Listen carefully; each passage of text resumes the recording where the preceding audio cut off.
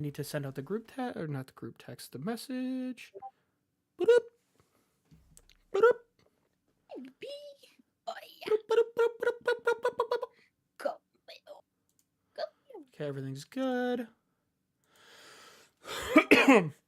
Excuse me, sorry. Um, yeah, I told Amber Moon, you're gonna have to forgive me if the voices act a little weird or if I cough a lot. It almost feels like I've got a tonsil stone that's causing swelling on the right side. I don't think Yes. I do because I dealt with them the other day. I think it's just the weather change, but Mhm. it's a little difficult. Um, No worries. and like I said, Nutifer is going to be. He said about 8:30, but I have an idea. So, you know, that boy, and being late. I was talking about it at dinner tonight. I'm the only of my siblings that gained any sort of like consistent punctuality, and it drives me nuts. It I ooh. But no. Um so how's everyone how are we doing, Ghostlings? How's everyone doing? We good? She's Good. Moon is surfing, I guess. I didn't know you Oh, surfed. right. We're landlocked. Surf. She did the Throw a shotgun. Please ignore me. you what? Oh, you did live in Hawaii. Yeah. The saw it. Um, that's another Gouge my eyes out. voice I need to find a way to bring out as a surfer dude voice. Ugh, I I do hate it. Assaded. saw it. You know, I That's do really stupid voices really well, and it's kind of odd. The Valley Girl and the Surfer Dude voices are. My husband, real quick. Huh? Did I hear a sheep? Sounded like a sheep. what it sounded like. Anyways, we will do a recap now. Last time we all met, we did not have full party. Vess had to bamboozle away again early in the morning. She left a note stating that she had changed again, and whereas the party knows her bloodline, she was not quite ready for them to burp. Apparently, no, excuse me. She was not quite ready for them to see her full Oni form yet, so she ran off. As she ran off, or after she ran off, once they realized it, Gigi and Dahlia continued on to Donja's shop to bring her up to speed on everything. Gigi was back in his right mind after having been zombified from blueberry adjacent berries. And for a short time, Dahlia believed every living creature was made out of candy. She licked Gigi at one point. That was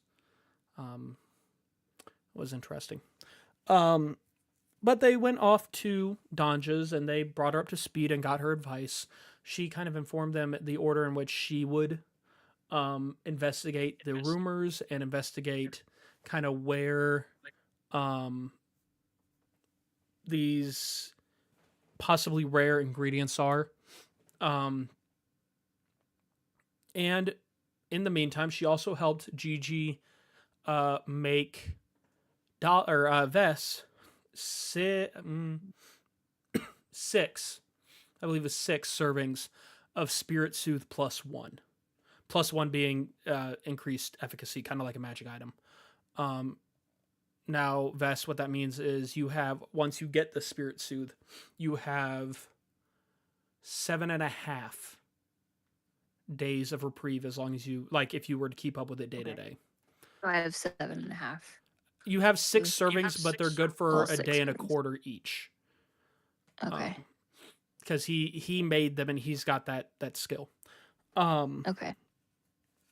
But they made these and then they moved on to Okiri Village, back to Okiri Village, upon advice of Danja. Um, sorry, itchy eye. Once they made it to Okiri Village, they kind of got the lay of the land. They were remembering where everything was. They didn't see their old friends from the original time they visited the village. They didn't see the little girls that they had known, or the leader of the village. They did see for a brief moment the tall, lanky man that Gigi has some weird um, rivalry with, and Gigi stared him down, oddly enough, and won. As they were planning their day, they went on to Ethel's Eatery, a restaurant in the village run by a little old lady named Ethel. With, and they specifically were served by her grandson Gustavo. Um, Gustavo did not make a good impression whatsoever, not in the slightest bit. But Ethel, boy, howdy, did Ethel make a good impression on Gigi, because she doubled down his sandwich for free.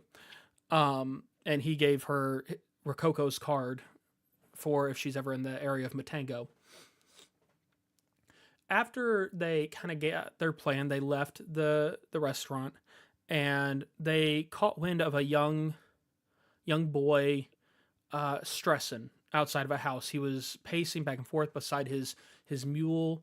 His mule was packed down with bags of letters and parcels. And he was stressing out. Yep, like that. That's the mule right there. That mule is very bug-eyed. But he was stressing out, and upon investigation, they learned that the boy had accidentally given or brought a letter meant for Miss what was lit Miss? Let me get the book open. Yay! Hold on.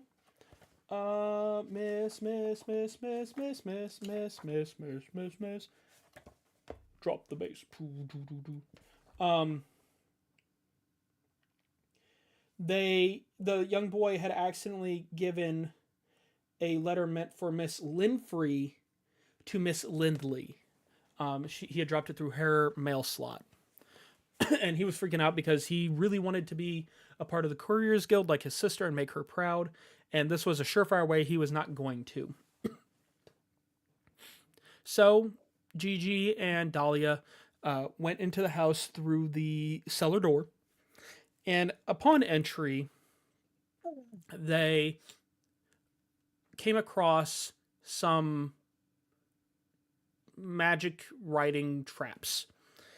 And eventually, everything began to what appeared to grow around them. Little did they realize, until too little too late, pun intended, that they had shrunk down to the size of tiny. They explored through the basement, saw signs of one of the house's protectors, a cat, and they... Sorry, I lost my train of thought.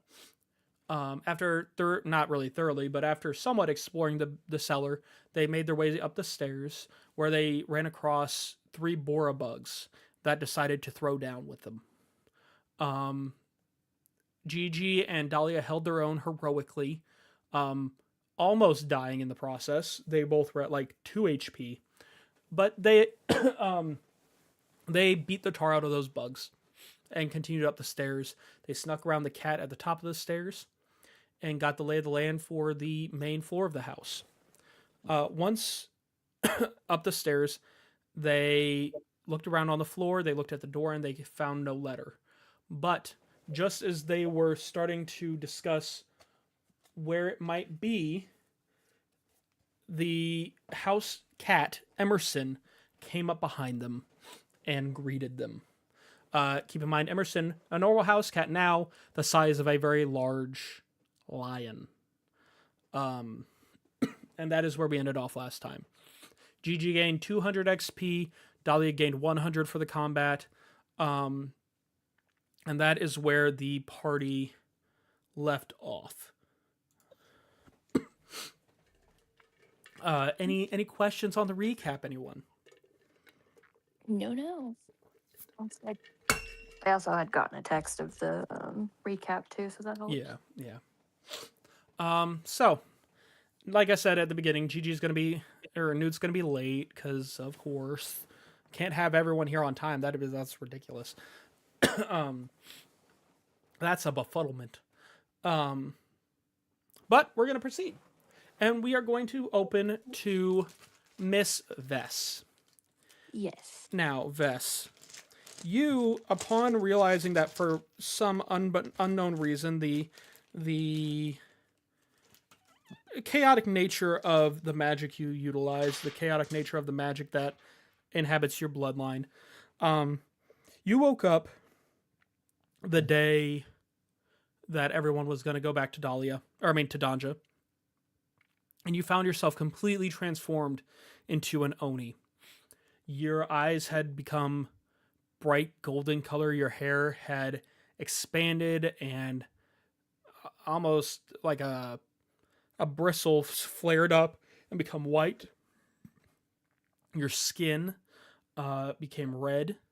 You find that your tongue is forked, and let's see, and you've sprouted horns and claws. No. I believe that's all the physical changes with the Oni. Yeah, that is it. Correct. Okay. Yeah. You are fully within the body of an Oni. You are still yourself. You still have full mental, track of yourself.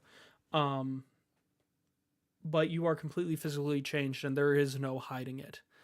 And noticing this, you decided to run off before your party was able to see you, as this is something that you are not quite comfortable with. So you, let me pull up the map here. You were, or the party was, let me shrink that down to a reasonable size. The party was right about here when you ran off. Okay. You ran back, ran away, and made it right around here, trying to find at least some of the ingredients for Spirit Suit to see if you could put something together that could even be passably helpful. And as you're looking around, you begin nearing back to the last place you guys were at, which was, or I guess the last full settlement you were at, which is the Fishhead Coven. You guys were at the Courier Brigade's Fort Harglow before that, or after that, however you want to play that out. But the last actual village, essentially, that you were at was the Fishhead Coven. You began making your way there because, if anyone understands that, it would be one of the witches there. Yes. So you make it back you're just outside of the Fishhead Coven. And people are walking in and out. It's the standard day-to-day. You get there, well before noon without any distractions. And, people are just starting to enter and leave the coven, going about their daily stuff. Is anyone staring at me currently? Fully staring, no. You are getting some looks occasionally by passerbys, maybe people who aren't as familiar with the study of the sources, the possible sources of magic. But no one is staring because they are all well versed in magic and what magic can do. Many of them probably just assume that you messed up a spell. Okay. Well, Vess is insanely uncomfortable with this, obviously. So I'm going to take out the pointy hat that I do have in Satch, and I'm gonna try to put it on top of my horns to try to cover them, and just like hold it over my horns while I walk. All right.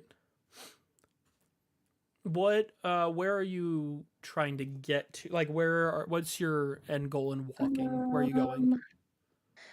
I think because I'm comfortable, I think I'm gonna go to, gosh, what was their name? Uh-oh. Wait a minute. Oh, what? I dropped a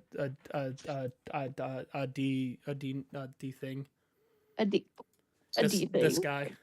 A D. Yeah, thank you.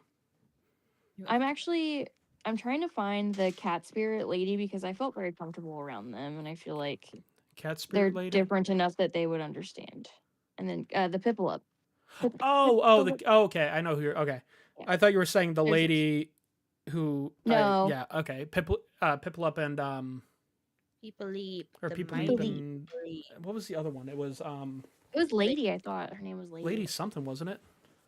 No, I was just lady. Oh, is It it was just lady? Yeah. See, this is why I keep people who take notes while I say random crap. I was like searching through our notes. It's definitely Lady. Okay. Let me get that pulled up real quick. Gotta find. Well, apparently. Oh yeah, lady and people leap. Yep.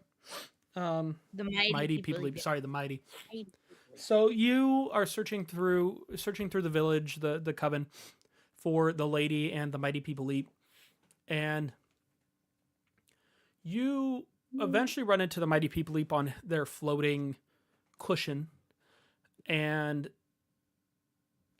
through kind of like sleepy paws, it looks up and it asks. It notices you. It remembers you, and it's you get the idea that it's asking you, what's up. People leap. I just really need some comfort. I'm really stressed out. Is it okay if I pet? People leap lays his head back down and kind of opens one eye and gives a notice to allow. Where's Lady at currently? People leap. It and slowly its cushion starts floating away, and you get the impression that okay, hey, follow me. I'll lead you to the lady. I'll start following the mighty people leap. As you guys are walking, you get the feeling that there's eyes on you.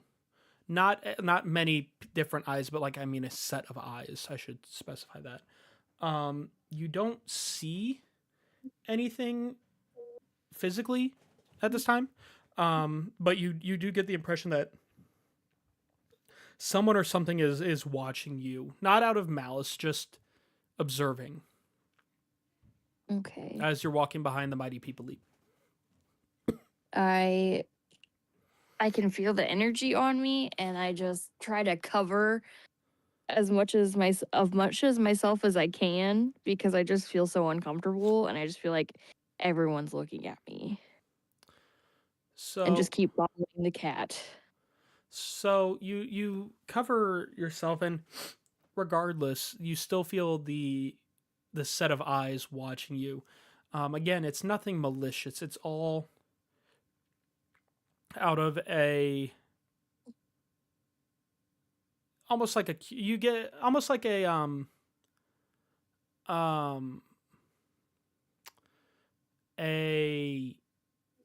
animal watching to observe and see kind of what something is going to do before it engages.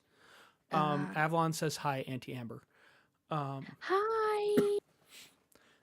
It's like I said, it's almost like an animal. The feeling of an animal watching to determine if it's safe to engage or to watch what another animal might do. So as you follow the mighty people leap. Oh, I dropped the D3, D4, whatever it is.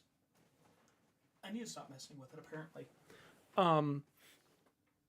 As you follow the mighty people leap, you eventually make it to the lady, and she. Oh. Well, hello. Are you? Have we met before? Yes, we have. As I cover myself just a little bit more, I just look different, but it's still me. I swear. Moon has advantage on the next roll. I'm just very nervous to be around here. Is there anywhere I can just kind of hide out for a minute? Yeah. Follow us. I've got disadvantage. Okay. As you're following behind the two cat spirits, the lady looks back at you while walking backwards, which most cats can't really do, and goes, "Oh, were you with? You were the girl with the frog and the boy, weren't you? Yes, yes, that's me. Oh, I know. I I felt like didn't. something was. I felt like each of you there was something different about you. Um, honestly, I chalked it up to the boy just being kind of weird, but I don't know. Maybe there's something with him. But He's a good boy. He's just odd. you and the frog, I definitely felt like something was there. Um, what brings you back here? I I left my people because I don't want them to see me like this. They've only saw a little bit of what's happening, and I didn't want Mm, them to see the full thing. And I just felt like coming into this area, into the Fishhead Coven, you guys would be more understanding ah. and not, I guess, look down on me or look at me weird. Are you in this form? Are you a danger? No, I'm still me. It's just not really what I'm used to because I usually take a soothe to look like how you saw me before. This is just something that I've recently kind of discovered about myself. So, and I apologize if this is me overstepping. This is your adventuring party, correct? This is the party that the group, the people that you've chosen to go on this grand job, this grand adventure with. Am I correct? Yes, And you trust them with to fight alongside you and to help you. I do, but I get nervous. So I guess my question is why trust them with your life, but not with your physical appearance? Well, I just don't want to be made fun of. I don't want them to think that I am a danger to them or anything because I look different all of a sudden. I just get scared. Do they not know about your transformation? They know a little bit. They know like very little about. I mean, they know about it, but they don't know about the full changes and the full form. And this is the full form, and I don't know what they'll think when they see that. You know? Well, and this is unsolicited advice, obviously, so you take it as you will. Um, you are traveling with a young man who, based on his attitude, eats things he probably should not without any ill effect. And you travel with a frog woman that, to be quite frank, she herself seems more at unease with being around people than you do. And again, I mean this without overstepping bounds at all. I hesitate to believe that it matters. Um, I think the last two people who can judge you for your current appearance are those two. Yes, you are. You are right. Just, I mean, in your opinion, do you think I should just go back and not hide from them then? I mean, that's what I would. I mean, keep in mind, I'm a cat spirit. Most people like cats, and I'm a spirit. So, I mean, it's the inner workings of you physical beings isn't always something that I'm the most privy to. But from what I've seen in interactions, I mean, you're in an area of you're in the Fishhead Coven, an area of great magical practice. Weird things happen constantly. I mean, you've seen the Council of 3 and 30. The 30 is a conglomeration of many spirits. There's a man with brass eyes, a paranoid frog who doesn't ever stop writing, and a lady who speaks through animals. Weirder things Yeah, have and come that's through here. why I came here because I knew that like no one here would really judge, but I can understand where your point is that my party would not judge me either. I tell you what, honestly, there may be someone better to tell you this, and he's been watching since you got here, observing you. Um, Who? as the lady points this out, mighty people eat, and from behind a corner, yeah, okay. Night, buddy. Love you. Sleep well and be good for mom. Love Um, you. from behind a corner, Brass Eyes kind of materializes. Um, and he, yes, I know. I, I knew you guys could see me. I was just curious to see what would happen. I had seen the inner possibility of this transformation. I'd seen parts of it. And I was curious what would happen. And the lady, Huh. hello, Brass Eyes. He's maybe one better to talk to. He is the eldest of all of us here, and he is the one that is between the spirit and the physical realm the most.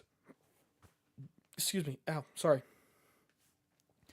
He may be better able to tell you how the other physical beings interact. And he kind of walks up with his arms behind his back, a slight smile on his face, showing that he means nothing ill. And he, yes, that's who I thought it was. Hello. Your name was Vess, right? Yes, correct. Where's your little friend and your frog? Well, as you can see, I am full form, and I just got nervous, and just because I was nervous and worried that they would look at me differently. So I just ran away for a minute. Oh, I see. Well, to be quite honest, young lady, I think you look stunning in this form. I mean, in both forms, obviously. I really don't misunderstand me. The Oni form is not one most people are accustomed to, but I think regardless of the form, you're a very stunning individual. I don't think there's any concern. And to be quite honest, if people give you weird looks for your Oni form, they obviously don't care enough to really stop and speak. Oh, I'm messing up my screen really bad. Well, I appreciate that, Brass Eyes. I really do. Makes me feel better. I haven't really been told that, so I'm very, as you can tell, I'm very self conscious about this form of mine because I haven't really grasped myself to it, considering I've been taking a soothe to get rid of it for such a long time. Red is a very good color on you. And he kind of, if I may make a suggestion, and this is from a magical stance, this is from a purely magical focus.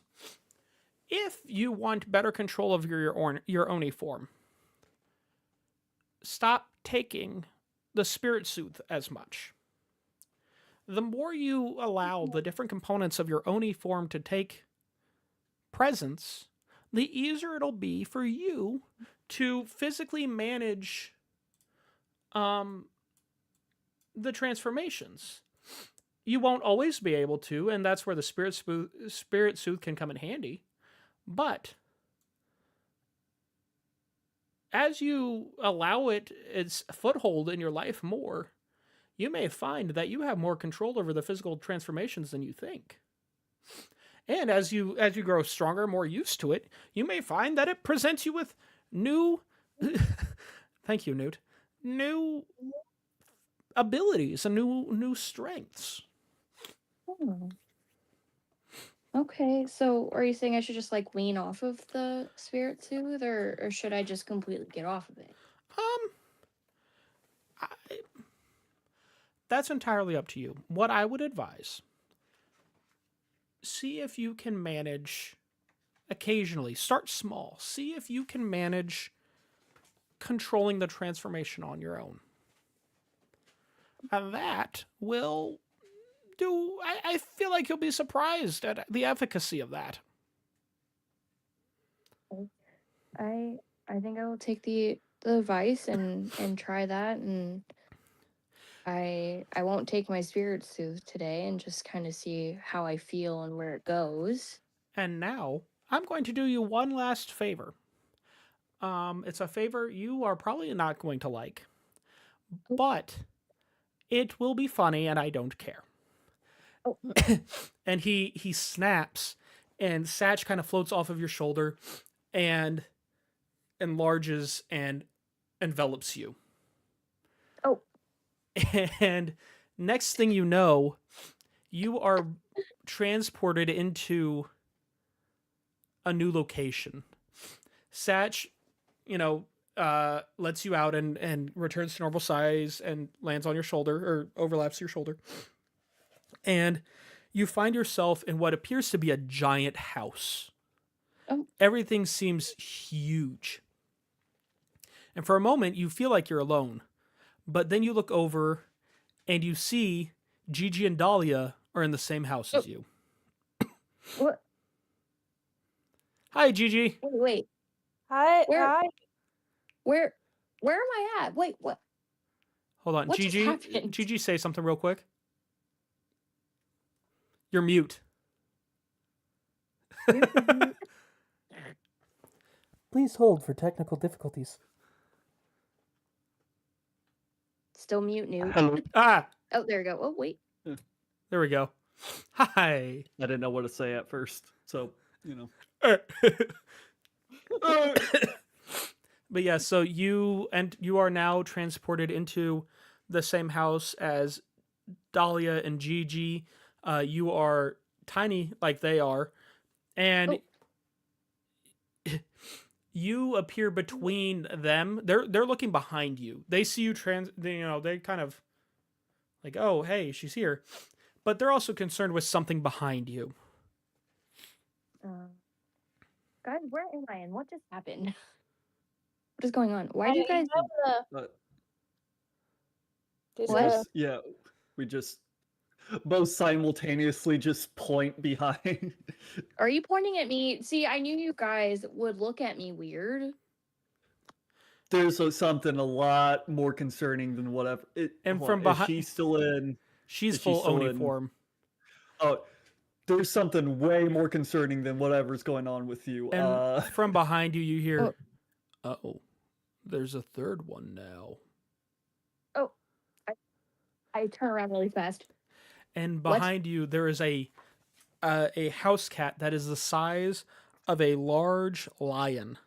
He's very portly. He's a thickums. He's got wild Oh. hair and crooked whiskers. He's a black and white cat, and you get the idea that from his demeanor, he considers himself the main lead of the house when the owner isn't around. Well, this is interesting. Why are you three here?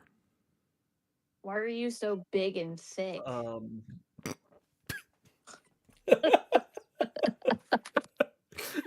So thick. Why are you cat? Can I tap her? I'm gonna tap Vess on the shoulder. We're small. He's not big. Damn, boy, you thick. He's thick though. And why am I small? This is not how it's supposed to be. Well, me and Dahlia stepped on a thing. Guys, what'd you do? Well, I don't even know. we broke into this house to try and get some mail that was delivered here on accident, but we knocked on the door and no one would show up, so we broke in and now we're here. I had to fight some bugs. They were pretty cool. I almost died, but that happened. Like it's a whole thing. Basically what I'm saying, not our fault. Uh-huh. Usually it can be your fault though, Gigi. Well, this time it's probably only like half my fault. Because Dahlia was here too. In fact, it's probably like 60-40 her fault. I don't know why I'm pointing this way. She's not over here, but as you guys are arguing about this, Emerson, which you don't know his name yet, he hasn't introduced himself. He goes, "I believe you're missing something. I'm still here. And I need to know why you are here." I look at him. I I just have no idea. I don't know why I'm here. I just showed up. Got here. What are you talking about? You seem like I a just- mouthy young man. Explain. well, if you were listening to this mouthy young man, you would have known that I just said why we were in here. Mail was delivered, accidentally. We knocked on the door trying to get it back, but no one would answer. So we broke in and stepped on a thing, and now we're small. And I'm still looking for the mail, but So Me, on the Magic other doesn't- hand, Brass Eyes decided to put Satch over my head, and then I landed up here. I don't know So any of someone those should names. tell me what's going on. Well, I will tell you this: unless you give me a very good reason to not treat you as a pre-nap snack, since my nap was interrupted, I'm going to eat you it wouldn't be a pre-nap snack then. if I'm returning to my post-nap. nap. I mean, but it would be Okay, like there's no kind of in the reason for middle you of to the eat us, considering we didn't do anything. We don't even know how we got here. You broke into my owner's house. Not on purpose. Well, you maybe not.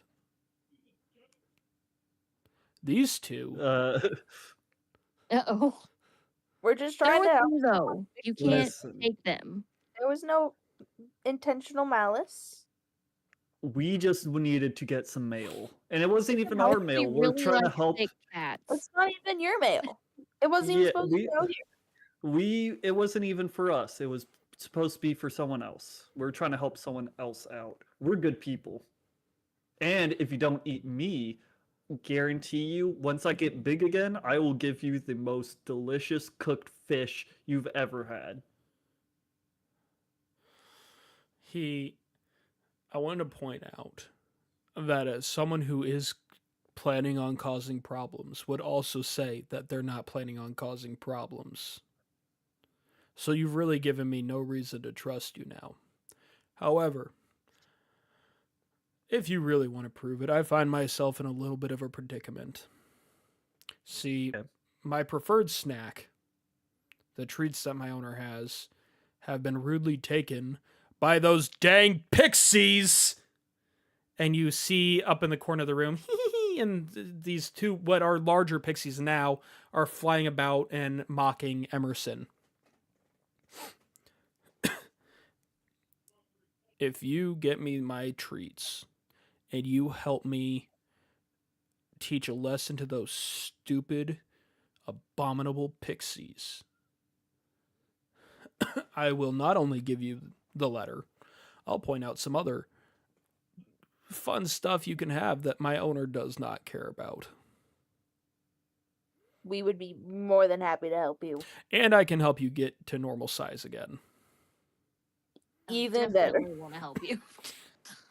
Because you guys look like you two look like you found the Bora bugs, didn't you? I got stabbed by them. How can you tell? It looks like the first combat you two have ever done.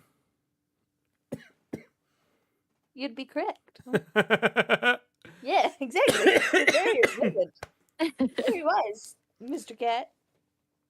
So You're so thick. he looks at Thick and wise. That's where he stores all his wisdom and his thickness. So I just love me some thick cats. Because I'm 12. We shouldn't be Boy. talking like I'm this. I'm 12. I'm uncomfortable too. Yeah, this is. Oh, I guess we can't. Oh, we can't say that on Twitch. What? You say whatever you technically, want. technically, you're not allowed to. Even because technically you have to be Technically, 13 too. there are a lot Oh, of things that aren't supposed He's to happen. 13. His character is 13. Yeah. It's that meme. I thought she said she was 12. Have you not seen that meme? Oh, it's I'm a a rough. little concerned about that. It's a rough one. I'll try to find it for you later. Okay.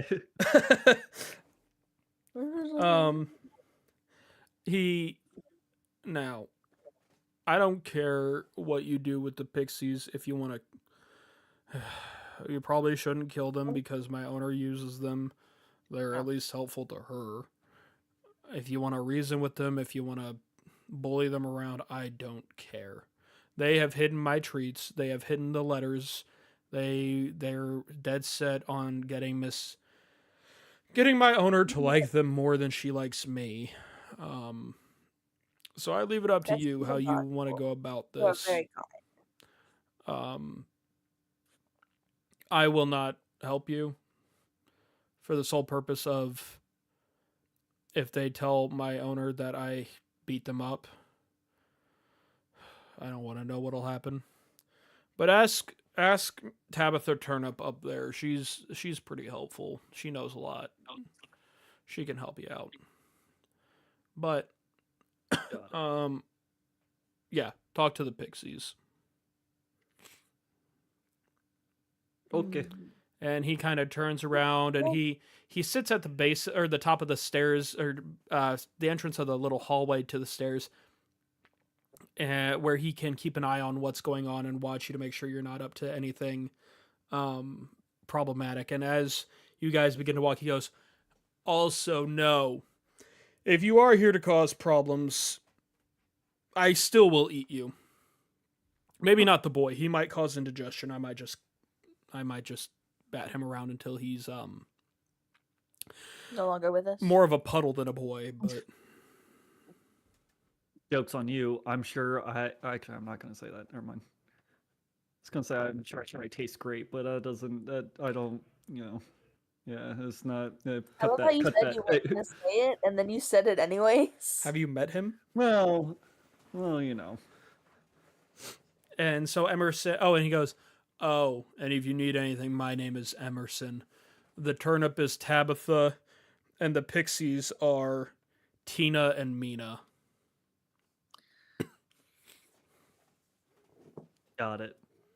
And he promptly lays back down and keeps one eye kind of partially open to watch everything. I guess we should talk to the turnip.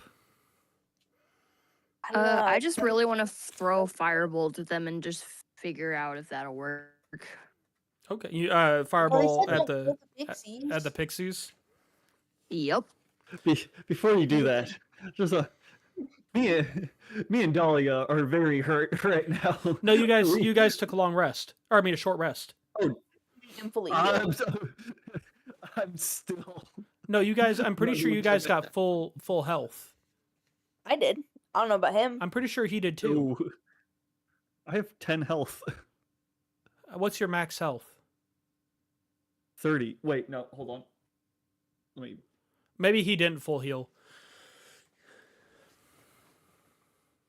21. So I'm at half. Yeah, no, that checks out. Yeah. Yeah, because I think I survived last combat on 2 health. So Yeah, you both were at like 1 or 2 health.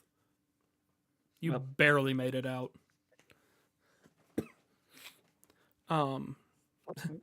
Sorry, proceed.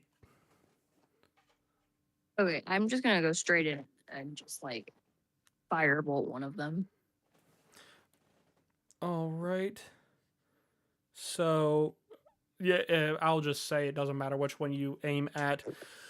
I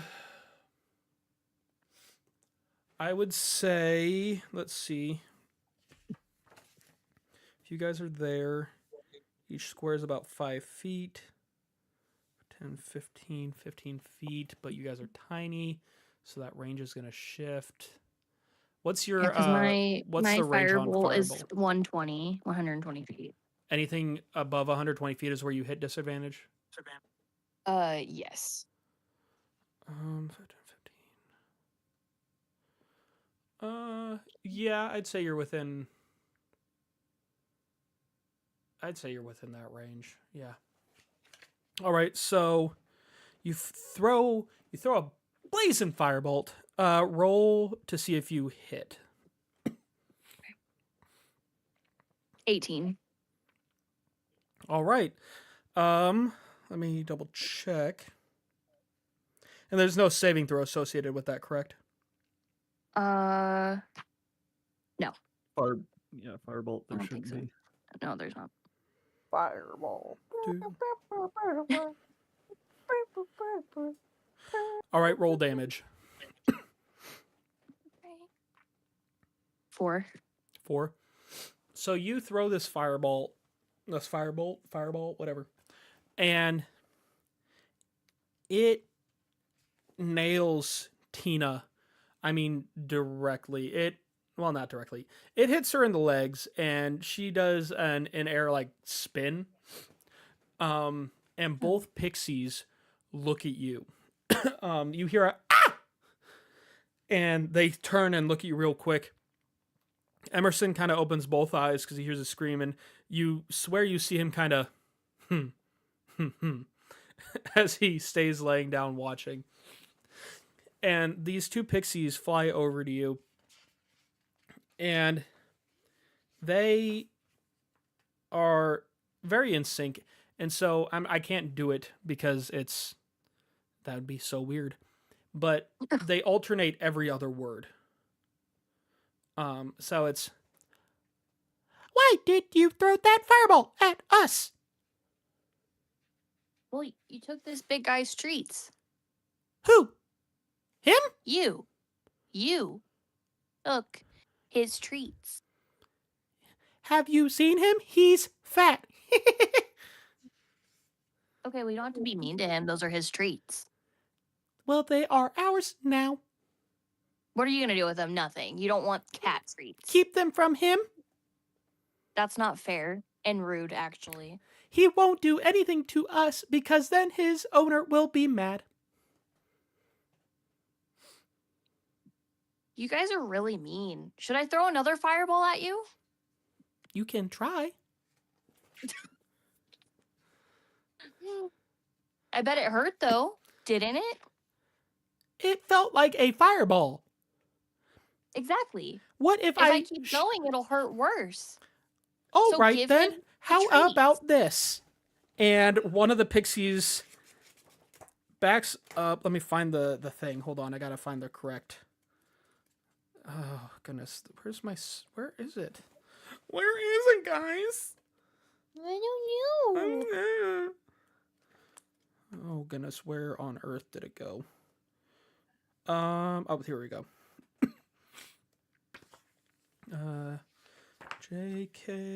JKLMNOP.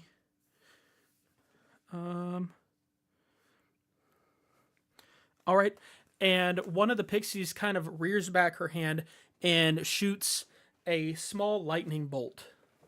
And let's see. Let me double check. These guys are... Okay, so this is an at-will charisma. +5 to hit. Okay. Oh. Well. Uh-oh. The pixie that you hit with the firebolt pulls back her hand, and you see little sparks of electricity coming off of it. And from a little distance away, you see Emerson breathe in real deep and blow.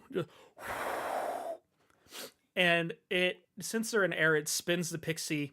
And as she fires the jolt spell, she accidentally hits the other pixie for 1d8. Nat won that? Huh? Yeah, I did. Did you Nat won that? I did. For 8 points of damage. Hell yeah. Love that. And you see this other pixie's hair stick up straight on end. And the other one,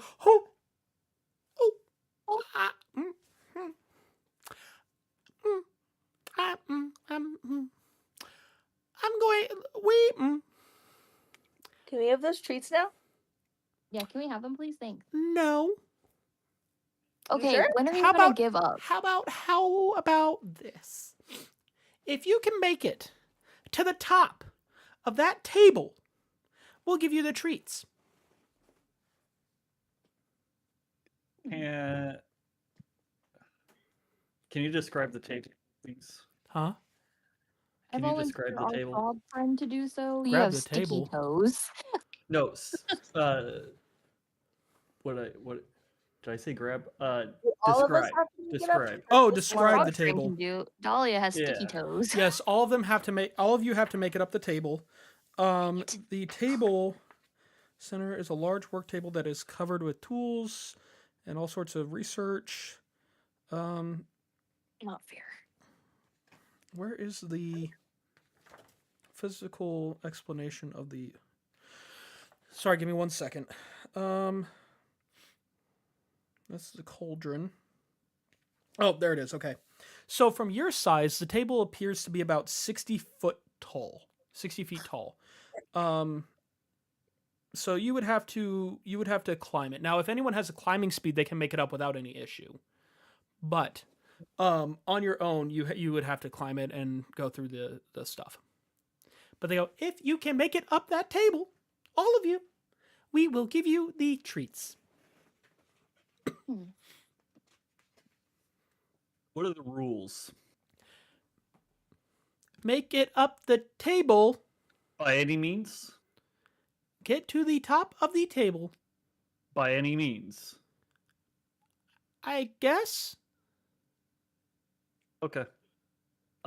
Gigi immediately walks away to what's his name?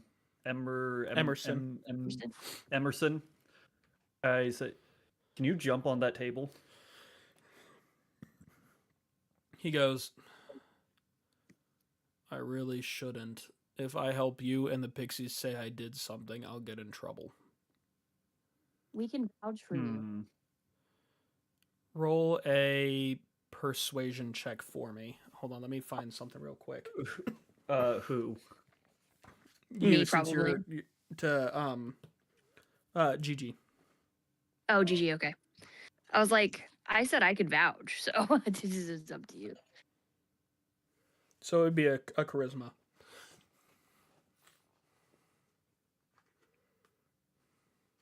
Just a 12. All right. Holy cow. My goodness. So he stops and thinks and goes, well, I do want to tell those stupid pixies to shove it, so. All right. Hop on. Yay! Yep. All of And us hop on. you all get onto the back of Emerson, and he rears to jump on the table, and the pixies go, ah, what? But, all of you roll a strength check for me. Nat 20. Nope.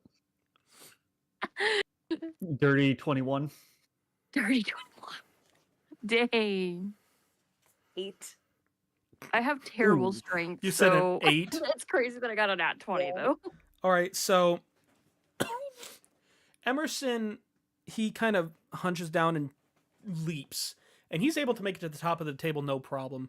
Gigi and Vess have no issue holding on. Dahlia loses her grip, No. and almost tumbles off of his back. But in quick thinking and unfortunate thinking, she lashes out her tongue to grab onto his fur. Having fur on her tongue is not a pleasant experience, but she holds on. And he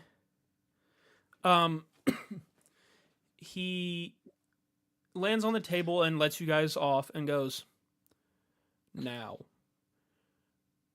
screw the pixies. And he leaves. Screw as in they suck. Now, do any of you, what's your passive perceptions? Mine would be... 10. Mine's a 9. All right. 8. I think. Hold Dang. on.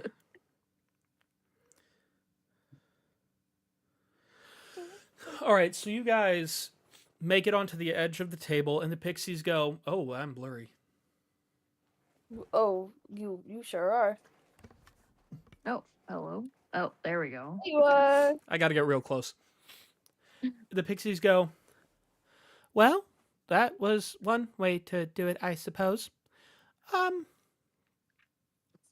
Well, true to our word, we will get you the treats. Just walk to the center of the table. This I feels don't like trust a trap. this. This feels like a trap. The treats are at the center of the table. Are they actually there? You I s- w- you see several boxes and bags that aren't labeled. Hmm. So it's feasible that they're there. I slowly walk towards it, but I don't get close enough to the bags and the boxes. I just kind of stand near because I'm weary. Do you two follow? Can Yes, but I I want to keep my eyes on the pixies. can I just run ahead of them? What? So like I make it no. so I make it before they do. Yeah. No, Gigi, I'm don't put- do it. I'm doing a gamble here. I'm doing a gamble. Okay, yeah. But So you run out into the center of the table, and out of nowhere, something large lunges at you. Roll a. Let me find. Let's see.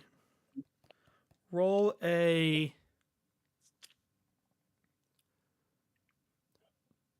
Perception check, and a perception check followed by a a dexterity check.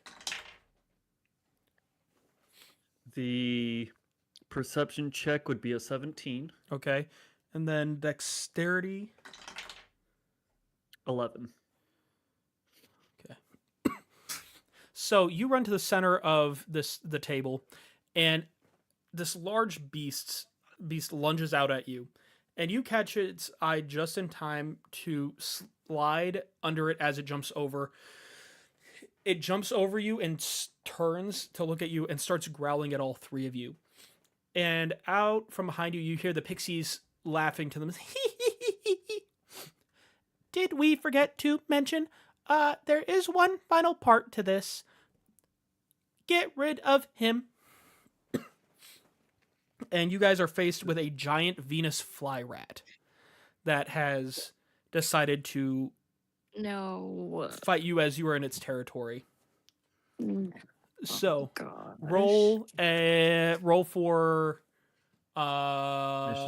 initiative. Thank you. Oof. Oof. That's a 6. I got a 5. 14. Okay. Well, we know who's going first. Actually, yeah. Her. Excuse me, sorry. So this large plant-like rat, that almost like a plant has taken over and is living in symbiosis with this rat. It's a weird. Here, let me see if I can.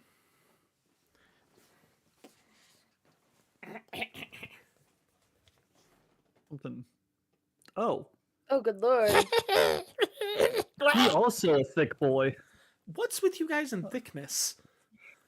Yeah. I'm just saying. Oh, Moon? what's with you putting? What? That's what I'm saying. Fighting a migraine.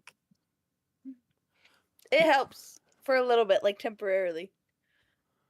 I don't know why it does. Fair enough. It does actually work because you're putting pressure on the eyebrow. Yep, that's very accurate. Hold on, I want to make sure. There's some So nerves in there. It doesn't work for every migraine, but this one, the pressure point on the eyebrow thing is helping. I'll put on my camera. You should do this. Take your thummies and do this. Your thummies. Thummies and push really like a decent amount and then do that. And hit your temples and keep doing that. It feels amazing. Oh, that does feel good. Oh no, she's. Yep. I do that at when I do like my skincare facials and stuff on people who have migraines and it helps them a lot. So Everyone's back. Okay. So this large rat catches you all off guard for a moment, but after the last combat, Dahlia is on edge already, and she is able to get in gear and go after this rat. You're all within range to walk up to it, to run up to it, whatever the case may be. But Dahlia, you are up first in the attack order. Okay.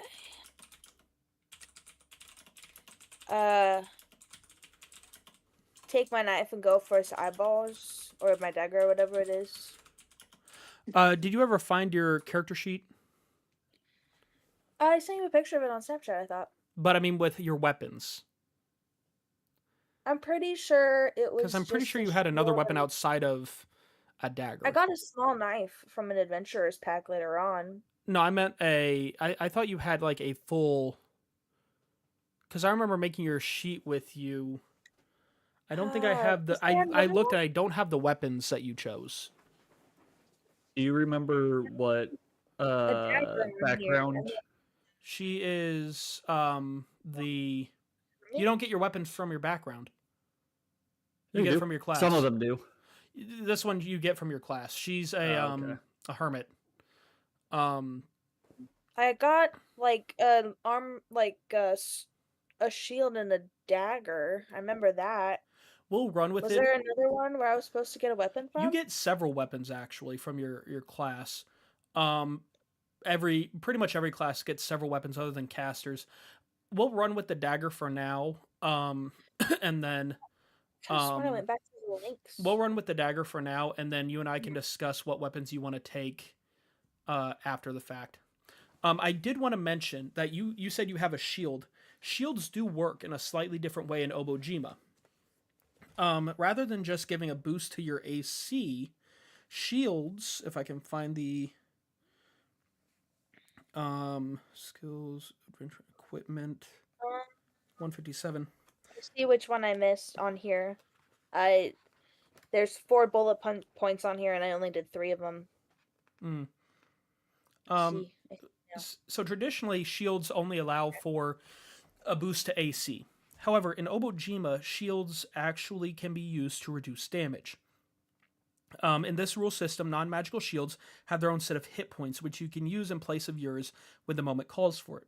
When a creature wielding a shield is hit by an attack, it can use its reaction to direct damage from the incoming attack to the shield's pool of hit points, instead of taking the damage itself. You get 1 reaction per round, essentially. So you can do that once.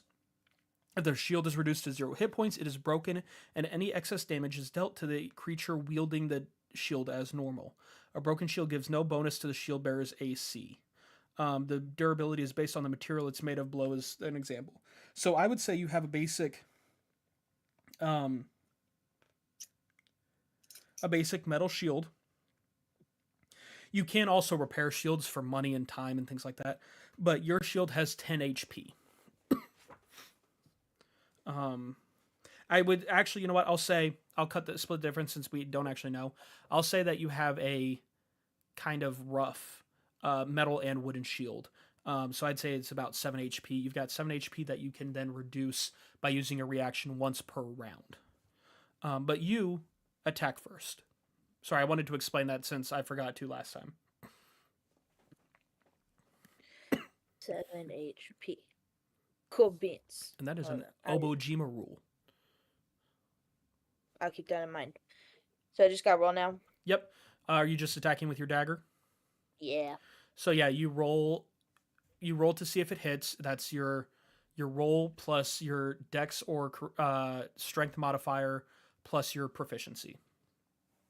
I'm gonna add in. I go up and I touch Dahlia, and I use my guidance for my birthmark to help whenever they do strike. Because I can do that. I can do guidance in like an action to help them, and it adds, I think, a D4 to the roll. I But think. an action has to be on your turn, doesn't it? No, I don't think so. Or does it? Yeah, I I mean- guess you're right. I'll allow it for. I'll allow it. For at is it least a this part, bonus yeah. action? Don't those have different rules? Sorry, what? Do bonus actions have different rules? If it was a bonus action, It would still be Ooh! on your turn technically, Those but possibly we'll for say your that turn. she did this before combat actually started. Yeah, that's why I was like, wait, I mean, Yeah. technically, but not yet. No, you're good. So you said you're using guidance. What does that provide her? It adds 1d4 to their roll To one roll or for every roll for time? for one roll. Okay. Yeah. And she can choose to use it on attack or on to see if it hits. Yes. Okay. So basically what she's saying is for either your to see if you hit or on the attack damage, you can add a d4 from her guidance ability. So it's up to you which one you use it for, but you can use it on either one. Okay, well, I got a 16 on my d20 without on my roll without the d4 modifier. That's pretty good. I was And so I should probably use it for the damage then. So you got what did you roll to hit total? It would be 16. your roll that's your roll plus your modifier plus your proficiency. My modifiers and my proficiencies come out to 0. Oh, okay. So yeah, All right, yep, that hits. So roll for damage. For that was a dagger, it's a d4 piercing, but yeah, go ahead. so 2d4s. Yes. Mm-hmm.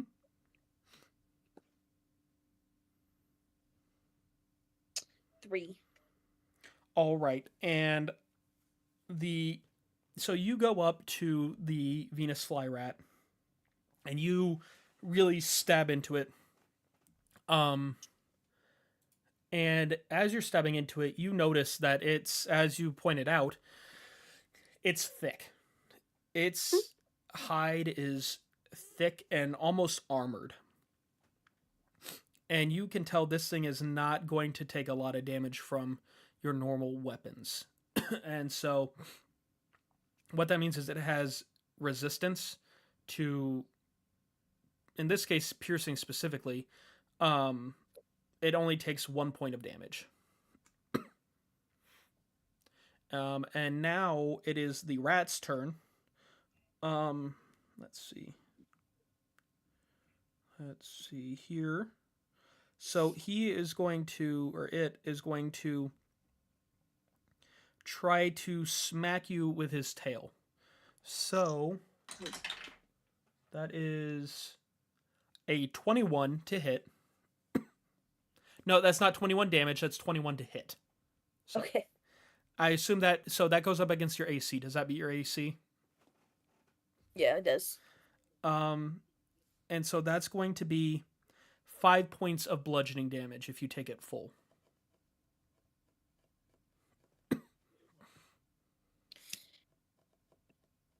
And you said, can I split it like between my hit points and my shield, or does it have to be all one or the other? It would all be to your shield until it overdoes your shield's HP.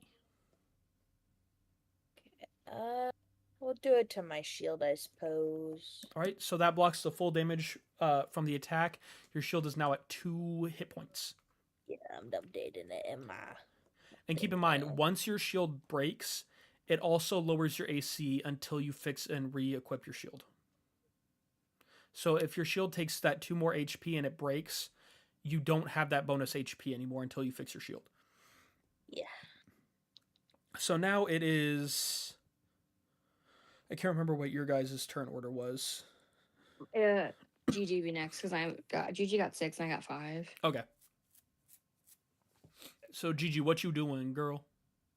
I would You also doing? just to be, we're technically going by, I know it's Obojima, but we're technically going by 2024 rules, right? 5e. 5e. Yeah, I don't know 2024. 5e is Okay. what we used for the last campaign you were a part of. Yeah, okay. I was just making sure to see if, because I know they changed some stuff with like rage damage. And Yeah, all yeah. that. Okay, so I'm immediately going into a rage. Okay. Shocker. I'm getting hyped up, and I would like to run over to the rat. All right. Can I like try kind of jumping on its back and like running? I want to like jump on its back, run to the top, and like hit it on the head from the top, just like bonk. You know what I mean? What are you doing? Yeah, I guess you could do that. Roll a dex check for me.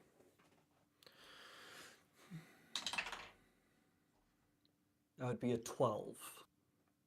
All right, you succeed. So you Okay. jump onto this rat's back and you rear back to smack it on the head with your lead pipe. Roll to see if you hit with advantage. Okay. Oh yeah, Moon. Don't forget you have advantage on a roll, and I have disadvantage. I forgot about that. So there's not a buff for double advantage, is there? No. Okay, that won't matter. Because I was thinking technically I could reckless attack too, which would also give me advantage. But I don't think so. I don't think advantage stacks.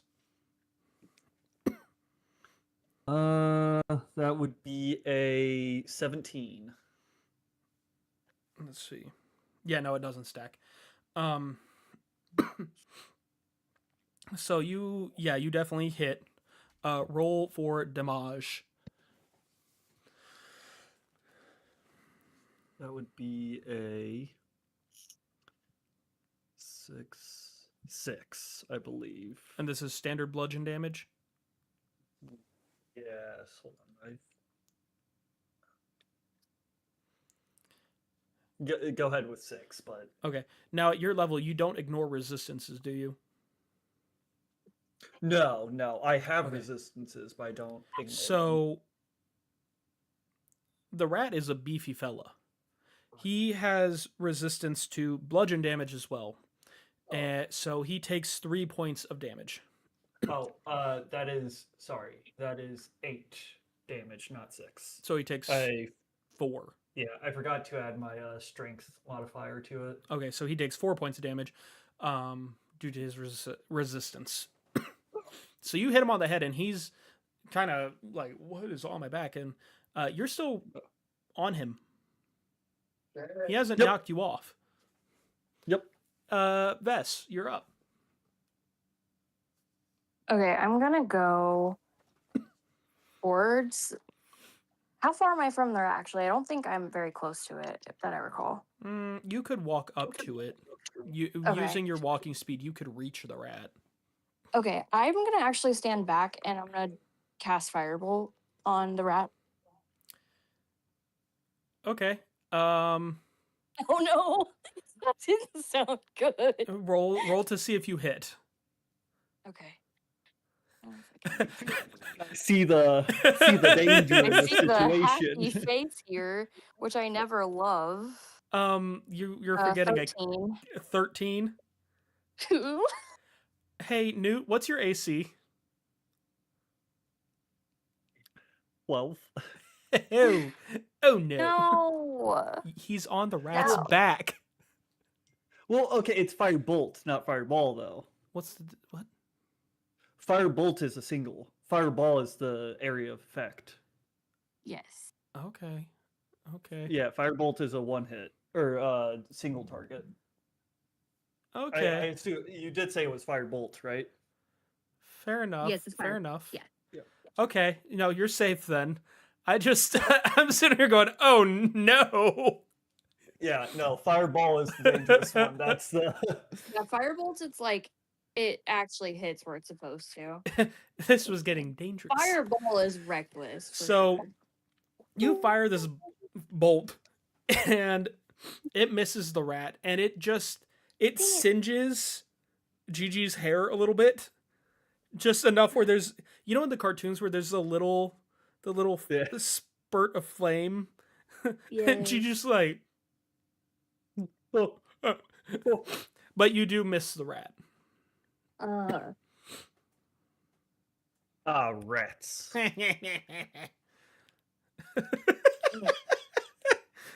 That was the rat. That wasn't me. In character. In character. This is what my character would do. Yeah. That's what my rat would do. This is what my rat would do. This is what my rat would do. Hashtag this is what my rat would do. What would your rat do? WWRD. What would rat do? So the rat's kind of starting to gauge its surroundings a bit more. It's wheeling around and Gigi's still on its back, kind of. But we're back to the top with Dahlia.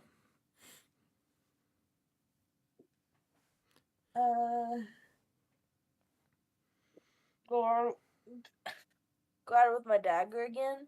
Okay. Go. Don't forget you have advantage on a roll that we forgot about. Yes. 20. No, I don't think you can use advantage on damage. It has to be on the Yeah. Yeah, on To the hit. roll. Yeah. It'd be crazy if you could use it on the damage. That would be so nice, but no. What? 20. 20? A nat 20 or a dirty 20? Well, Nat I rolled 20 or a 20 dirty and then all of my stuff cancels out. So Okay, so the yeah. roll was a 20. Yes. Okay, so if that's a nat 20, if you roll and it hits 20, that's nat. Dirty 20 is if everything adds up to 20. So with a nat 20, that doubles your damage. So roll 2d4s essentially. Or no, I think, how did I do it last time? Roll 1d4 and then add. You could Just do the- it the- since I was about to say you could do it since it takes half damage. You could just cancel that out. Yeah, that's true. That So would be- just roll a d4.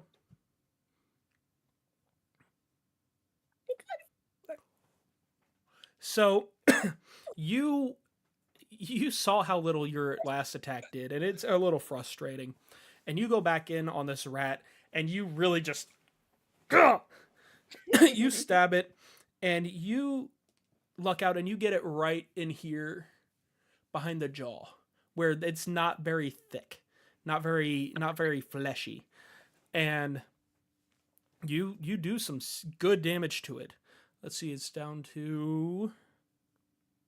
Okay, I got it. Now the rat is not pleased. Obviously, as anyone who would be stabbed is not pleased. And it begins kind of shaking its back, it's shaking its fur, and it released a burst of pollen in the direction of, let's see, Gigi's on its back on a cone. Let's see, burst in a 15-foot cone. Each creature in that area must succeed. And he aims that directly at you. I'd say you are the only one currently in range. So roll a DC Wisdom saving throw. Moi? So roll a d20 and add your Wisdom modifier.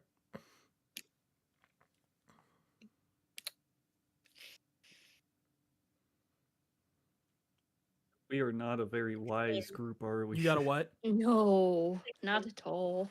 I'm sorry, try that again. 16. 16? All right, yeah. So it fires off this cone of pollen, and you definitely dodge out of the way. You're close enough to it that the cone, you're at the like pinnacle of the cone, and you're able to move out of the way, and the cone of pollen misses you and just floats down to the floor. Now we're back to Gigi. Oh, my knee. Booga. Oh, actually, I forgot one thing, Gigi. Roll a Strength. dex Say if I- or roll a strength. 15. Oh, that sucks. Because I got disadvantage. I rolled a 20 on the second roll. Dang. So, a What was your three. roll? Dang. I got a 15. So yeah, you're still holding on. So roll attack at advantage. Oh, okay. You're still on its back, so you got straight up access to That's it. a nat 20. Ooh, All right, roll damage. way.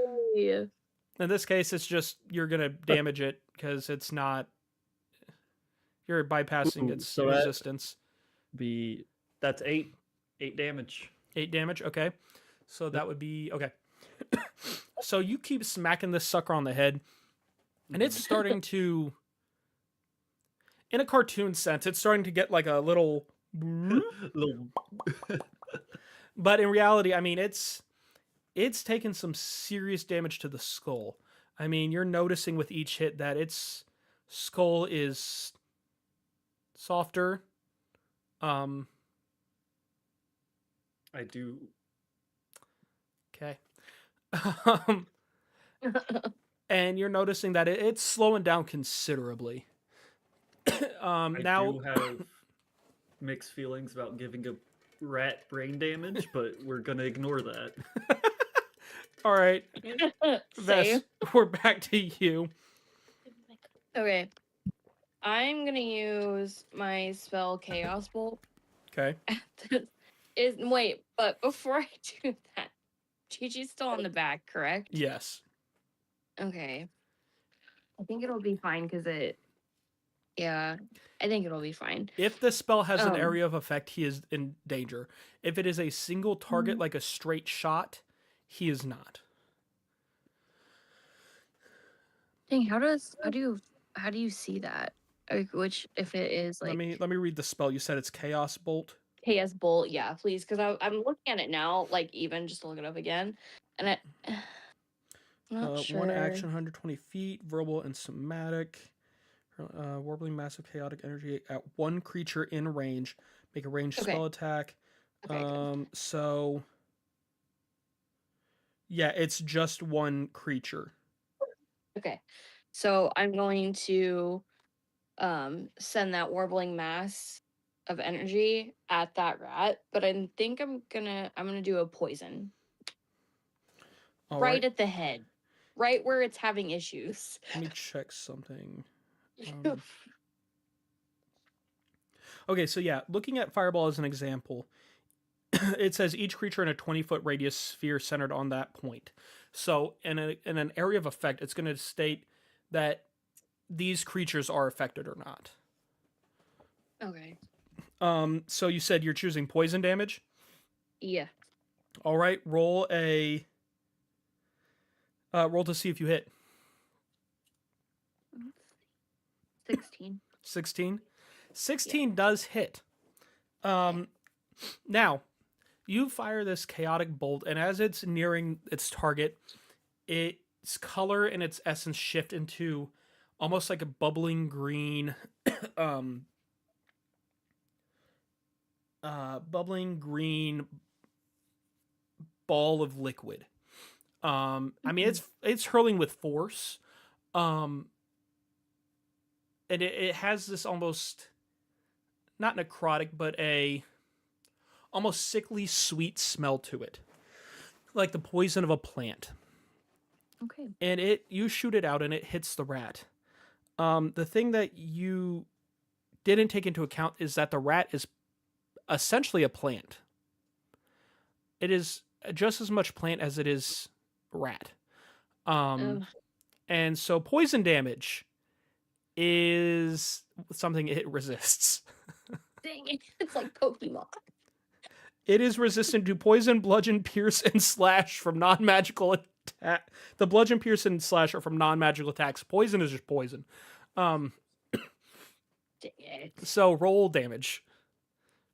Okay. The damage is 2d8, and then I think it's plus 1d6. That's a lot of dang. I know.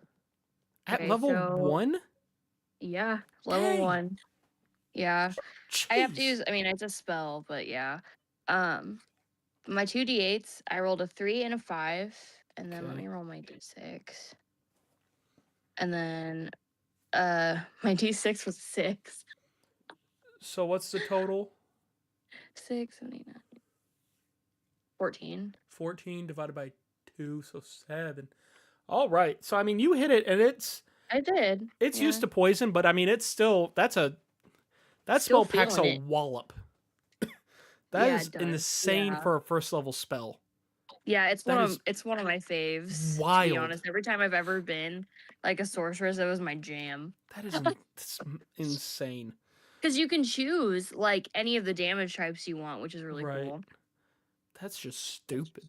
But when you're at a higher level, it's crazy because like when you cast a spell using like a spell slot of 2nd level or higher, well, I guess I could do that. I could have done that. Each target takes 1d6 extra damage of the type rolled for each slot level. above each first. target? It can hit more targets? Yeah. What spell is it? Chaos Bolt. It is Chaos Bolt. All right. So the rats, the rat's looking rough, and the pixies are they've been kind of laughing and giggling at each other the whole time, but they're starting to shut up a little bit. They're doing a little bit of the shutting up. A little bit. A little bit of the Little shutting bit. up. So we're back up top with Moon, with Dahlia.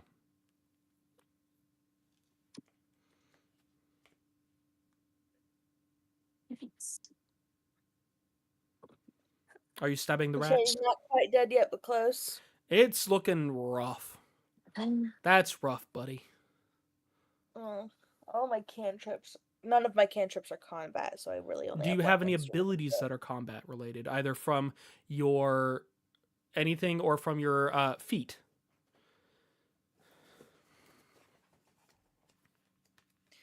Did you? Let me double check. That is something you want to remember is in combat, literally any skill you have, whether you think it's helpful or not, can be used in combat. And I am more likely to give perk to creative ways to use skills than not.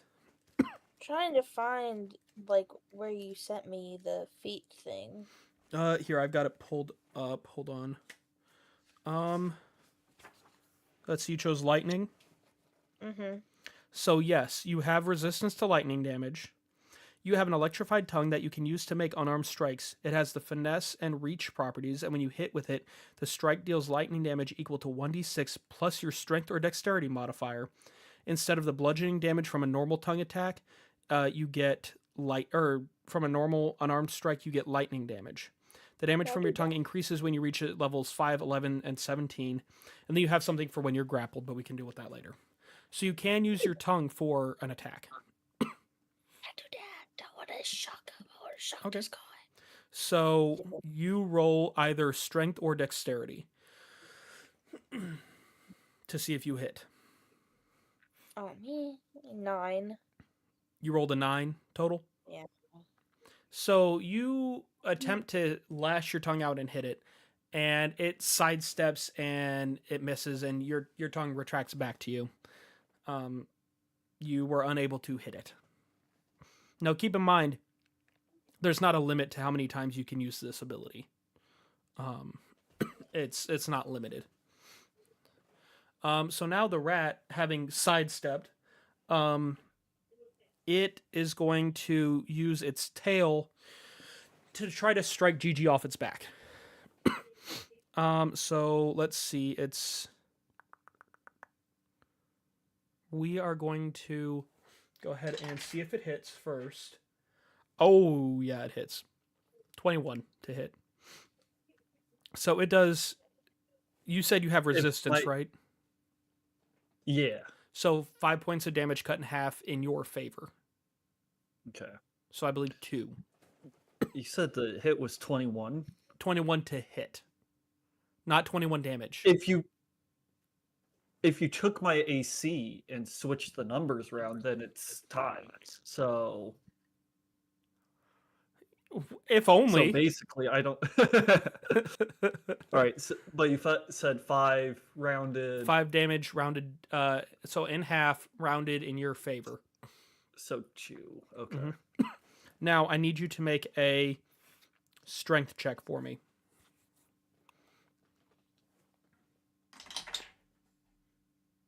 I'm out. That's a 4. Yeah. So the tail hits you and it knocks you. You are now. Roll a dexterity check for me. Okay. 6. You are now prone. You are on the ground. Do I take damage? No, not fall damage, but you are prone because you got knocked off and you didn't land on your feet. So you would have to use an action to get up. But now, Speaking of which, it's your turn. Okay, am I next to the rat? Yes. Okay, technically, I can still melee attack, just with a disadvantage. But I'm gonna use Reckless Strike. So you just roll normally. Yeah. Okay. Now, I will say, this means that the rat's next attack on me does attack with advantage. Oh, But so like as I'm laying on the ground, I just like I look over and see him and I'm just like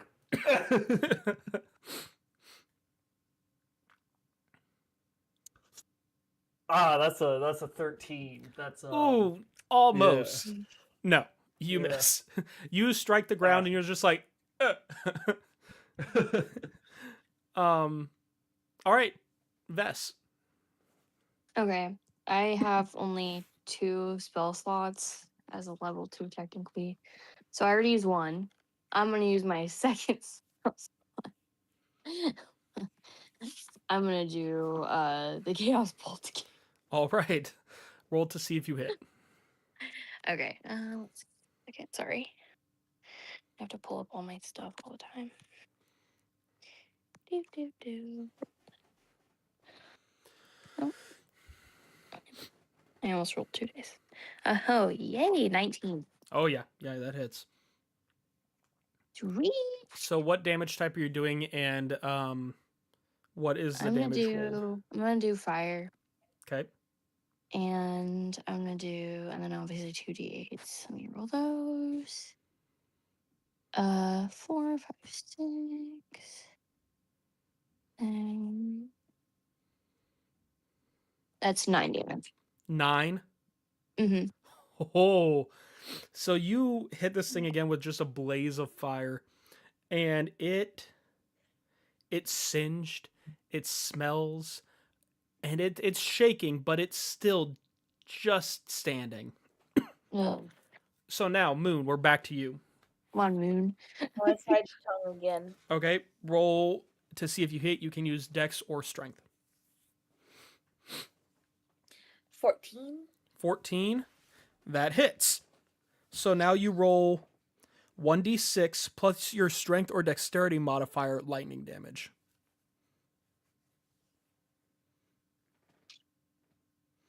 I rolled a 2, but I have a -2 in both of those. It for attacks it has to be a minimum of 1 if you hit. So since you hit, there is a minimum of 1 damage that So the 1. threshold cannot be gone under. So you lash out your tongue, and you're tired, and it's a weak shot, but you hit the rat, and it's enough. You nail it straight on the soft spot that Gigi created on its head, and it's done. It's out. You guys have completed the combat, and the rat is still there. If you want to keep the rat, you know. Wait, is it dead or Yeah, it's dead. It's gone. okay. Is there anything on that I can take from it? Like, I mean, obviously it's a rat, but like, do they have anything of possession? No, but keep in mind, and I'll say it this way, just for future, since this is kind of the first combat. There are a lot of things that are ingredients that you may not have initially thought were ingredients. Technically, Toenails. huh? They're toenails. Well, in this case, the rat. Yeah. The whole rat. Oh, the entire rat. That's a big rat right now, though. The rat and the Yes. the rat and the bora bugs are both ingredients, Okay. technically. But you guys beat it, and the pixies kind of pause and, well, I did not expect that. We will get you the treats now. Ah. And they fly up and grab the bag of treats and give them to you.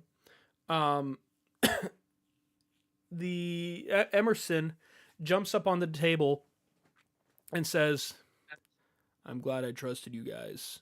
Now, I'm going to get Tabitha Turnip to come down and help you. She's going to tell you what everything is. She has a better memory than I do. Hey, Tabitha! Come down here. And the Turnip Spirit, what do you want, Emerson? I'm very busy right now. Look. These guys taught the pixies a lesson. They'd take care of that stupid rat. Show them around. Okay, yeah, I guess that's fair. Okay, fine. So she goes, first things first. I need to get you back to normal size. Let Please. me find Pretty please. Pretty please. where is it? First off, here is the potion, and she pushes forth a potion. It's in just a clear standard bottle. It's kind of a reddish color, not like kind of like a mahogany color. And she goes, "Oh wait, let's try this." And she grabs a dropper, like an eyedropper, and picks up enough for each of you, and gives it to you. And you guys, Emerson says, "Get on my back, or else you're gonna land on the table." And he drops you down to the ground, and you guys, in a magical just quickness, return to normal size. Whoa. Tabitha goes, "Now, you guys, there's stuff that the master won't miss. So there's some stuff downstairs that you can grab. Get the Bora bugs, get them out of here, clean them up, get the rat out of here. They're not going to be missed. I don't care. There's stuff downstairs. There's some stuff up here. Just ask me and I'll tell you what everything is. I'll follow you around for a bit." I see the pixies. Yeah. They're kind of in the corner watching you like, I'm gonna let it go. I'm gonna be the bigger person. she goes, "Oh, did you there's a letter, right? You needed a letter?" Yes. Yes. All right. Yeah. And she floats up to near the pixies and goes, "Back off!" And rifles through the mail and brings you the letter that the young man accidentally gave for Miss Miss Linfrey? Something like that. Yeah, Linfrey. Goes, "Here you go. That's the main thing." So like I said, I'll follow you guys around. I'll tell you what's here. And as she begins to float, you hear the door open. And what appears to be a younger woman, probably in her 30s, appears and... "Why are you in my house? Why are you in my workshop?" We accidentally ended up here, if I'm being honest. Well, I did. I broke into your house to get this envelope. It's not yours. Mm. I killed a rat. We all killed the rat. That answered... We all killed the rat. That answered nothing. Well, if I'm being honest, your pixies are menaces and they were being mean to Emerson, and Emerson was supposed to have treats, but they were taking his treats. So therefore, we were very small, and so they tried to trick us, and we fought a rat. It was a whole ordeal. Your pixies suck. First off, they're not my pixies. They just live here. They Well, they are a bit suck. of a nuisance. And Mina and Tina kind of... Second off, I reiterate, none of what you said answered any questions. Let's start at the beginning. I knew you were tiny. That's a trap I set for these cases.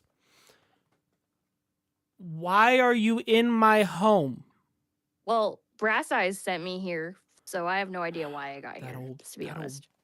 Well, Okay. You two? Miss Witch Lady. My name is Miss Lindley, as it says on my workshop sign that you so conveniently missed. Well, you see, outside there was a courier who was freaking out because he put this envelope in your little thing when he wasn't supposed to. So then we came up, we knocked on the door, tried to like explain the thing. You weren't here, so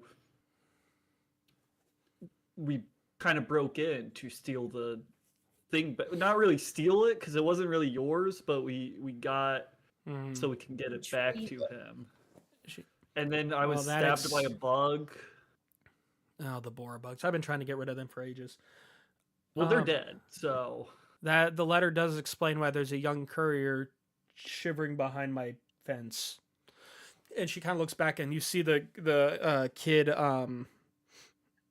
Alomi, kind of like behind the fence, like. She goes, "Okay, so you're just here for the letter? Yeah. Why? Interesting. And it has nothing to do with the rumors of what I have." We don't Well, know now it about does. rumors. I mean, it does now.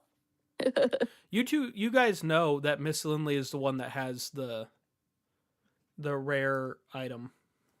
I know Oh, that we now. do? You did. I should have. Oh.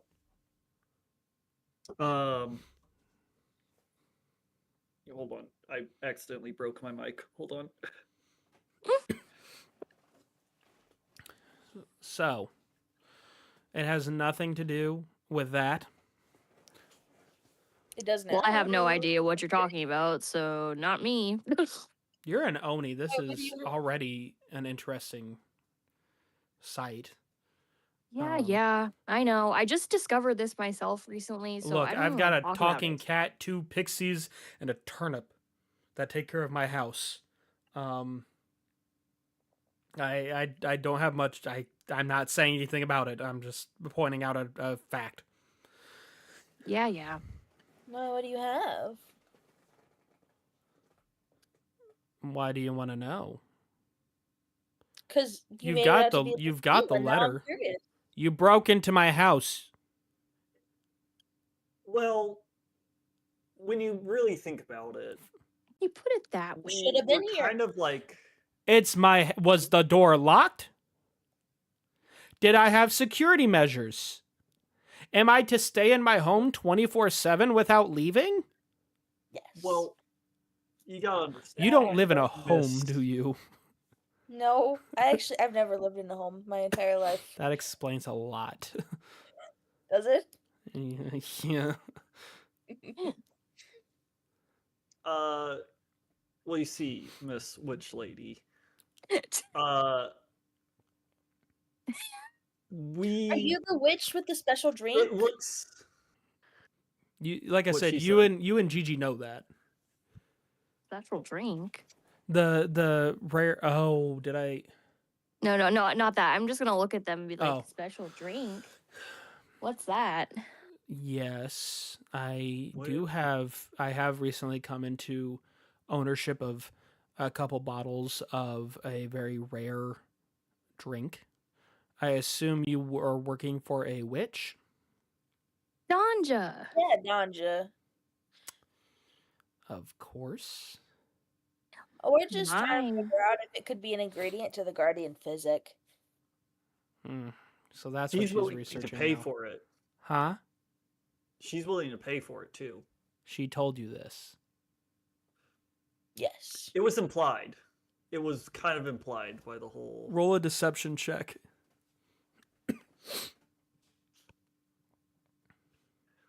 My mentor is Mistress Alara, if you know who that My- is. Can I rolled a 6, but can I do a deception check on you? Go for it, man. I'm going to allow it. 17! I'm the god of this universe. My intelligence is infinite. So I needed a 19. Yeah, is yeah, what you you're needed saying. 19. Okay. Yeah. No. She looks and goes, Danja was not going to pay for crap. We might be able to pay for it. Maybe. Emerson, come here. Emerson. Yes, Miss Lindley. What can I help you with? She goes, these fellows helped you? Yes, they taught those pixies a lesson. What all have they taken care of in the house while I've been gone and while they've been tiny? Well, they took care of the tougher Bora bugs. They took care of that Venus fly rat that you kept around that got out. They taught the pixies to mind their business. They got me my treats. They got the letter for the boy. So I'd say they've done a decent little bit. I told them that they could go around and take a couple things from the house that Tabitha could point out to them, but and Miss Lindley kind of pauses for a moment and all right. You guys have been through quite a bit, being small and everything. I'm glad to know my security measure worked. It was either going to be that or you guys blew up. It's the first time I used that spell, so glad to see it had the intended effect of not you blowing up. I will tell you what. You guys, first off, take the Bora bugs and the rat. I don't need them. Clean up my house. And Tabitha very quickly flies down, grabs the 3 Bora bugs and the fly rat, and dumps them into Satch for you. She goes, now, here's what I'm offering. I have 2 bottles of the drink. I will get you 2 bottles. I will give you 1 bottle. You get to bring the letter to the boy. And you may take 1 other thing from within my house. That's 1 item for all of you. 1. Just 1. And Tabitha will... Pretty good deal, guys. Tabitha will bring you around and show you what you can choose from. Sold. Oh, sold. And so Tabitha takes you around. She brings you into the cellar, and she quickly flies between the shelves, and there's nothing of note other than there is one box with a mystery ingredient from somewhere that is not local. She isn't fully sure what it is, so she just says that there is an ingredient present there. It seems promising. Up in the top floor, she flies around and looks through the different shelves and the table. She tells you that there is a cassette with a with a spell stored on it, vegetable blade. Cassettes act like scrolls. Now you need a cassette player to use a cassette tape like a spell scroll, but it acts in the same way as a spell scroll. There is a recipe for a potion, a recipe for Elder Elixir that Miss Lindley has a copy of. There is a cauldron in the middle of the table that has an experimental potion in it. You can take 1 bottle of this experimental potion that has 3 potential effects. And in the rest of the room, there are other potions. There's the 2 common combat potions, Candle Cap and Heroism. There's 2 common utility potions, Flip and Skip and Cat's Eye. And then 5 common whimsical potions, Bubble Message, Merriment, Melodious Bird Calls, Ladybug Kinship, and Beard Brew. And those are the options that you have to take from. And if any of those potions sounded interesting, I can read off what they do. I'll let you guys decide what we take, because I really have to use the bathroom, so I'll be right back. Which one sounds the best to you, Dahlia? I think the cassette tape. I know we don't have a cassette player yet, but it would be nice to, have on hand when the time comes. You could always find a store and get one as well. Let me find the Vegetable Blade spell for you. Give me 1 second. Vegetable Blade, concentration. It's a concentration spell. It's a verbal, somatic, and material. You just need a strip of grass. Now, I have to look into how spell scrolls work. I can't fully remember. but a lush bunch of vegetable fronds suddenly springs from the ground in an unoccupied space you can see within range. As a bonus action, a creature can pull the fronds from the ground, revealing a root vegetable of your choice that has been grown in the shape of a blade. For the duration, a creature can use the vegetable blade as a melee weapon, with which it is proficient.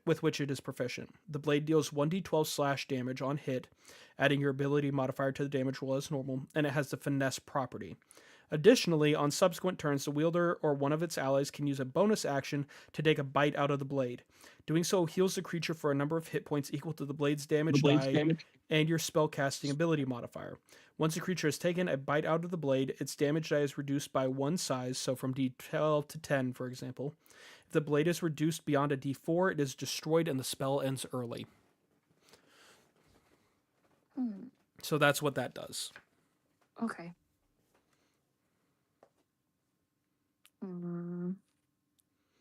What do you think, Dahlia? What do you want to do? Do you still want to do? Yeah. Okay. We'll take that. Like I Okay. said, So spell scrolls, spell scroll. you still have to, or cassettes in this case, you still have to follow any somatic or verbal components, but you don't use a spell slot and you don't need material components. The user must be a spellcaster with a scroll spell on their class list. So let me just double check that real quick. Am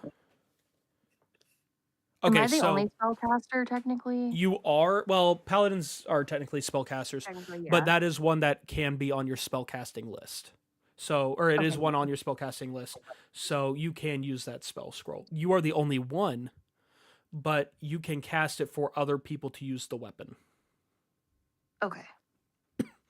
Can you send me all of that too, so I can? Yeah, Have I'll it get in that. my- I'll get that sent out. Okay. Once I get stuff prepped for next time. Perfect. Sounds good to me. So you guys have chosen. You got the Bora bugs, the Venus fly rat, the mystery drink, and the cassette tape. Yes. Mhm. All right. She goes, now you've got what you came for. Is there anything else? I don't think so. Unless you know something about the Guardian Physic, no. That's all. I don't pay much mind to all that stuff. I fix stuff up in the village and make people what they ask for. I'm going to be honest. I'm not much of a witch in most terms. They call me a witch in the village just because I practice magic, but I just fix stuff up. Now, if you'll excuse me, I've got some pixies to deal with. And I guess Emerson deserves a treat. He And does. you see Emerson. I do have one question. So you put a spell on us that made us small. Yes. Is there like you like do that in reverse? Just like, just like with my height, just kind of like, you know what I mean? You know what I mean? I mean, there's not a spell about Isn't like that sure about his height. I know of, but I can try. It just may not end well for you. Would you like to try? Yes. Okay. Roll a d20 for me. Or actually, you know what? I'm going to roll a d20. It's not looking good, bud. Okay. I got a 2. Roll a d100 for me. Okay. That is a 62. Let me find it. Oh no. The plants talk to you. That's all it Okay. says. Oh. Now, here's the Okay. thing. What I'm going to specify is this isn't like the speak with plants spell. You think It's just the plants are talking Oh to you. no. Got it. No. So it's like he's going kind of nuts. So Got Miss it. Lindley casts a spell at you, and she begins, and the spell looks like it's going to form well. You see the light forming and the effects kind of forming around it. But as she casts, something goes haywire.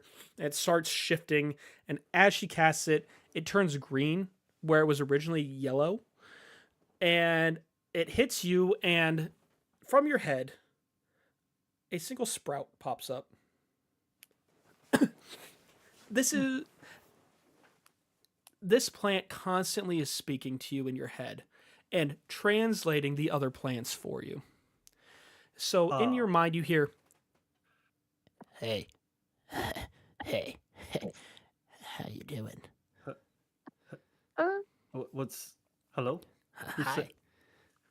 We're buds now. Get it, buds?" Who's Buds? Me. Who is you? Gigi, are Who's you you? good? I'm part of you now. What does that mean? What You where are- Do are you you? hear Gigi just talking to themselves? You are.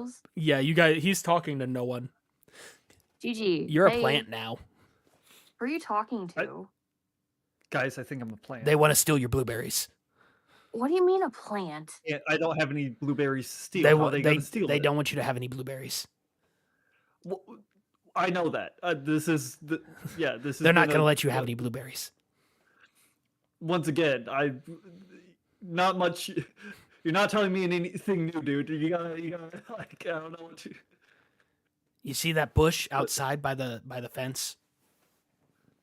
Do I see that bush outside by the fence? Yeah. It's a bush. Yeah, I see. Yeah, I see. I see it. He says your cooking sucks. I turn to the rest of them. If you all will excuse me for a second. Gigi? I go where are you going? outside. I go outside and I start beating the bush with a not with my pipe, but just start punching Are the you bush. beating around the bush? Oh, that's such a dad joke from a dad. Miss Lindley goes, can you guys take care of that? He's beating my bush. Just start. Your cooking sucks. He's punching my flower bush. Gigi, please stop. Please leave my house. It's mean. Hasn't even had my cooking. He said your ramen is overcooked. There is literally nothing mean about a darn bush. And It's saying stuff. as you guys leave Saying to I'm go, bad at cooking. as you leave to go deal with Gigi, Miss Lindley closes the door behind you and locks it. You hear a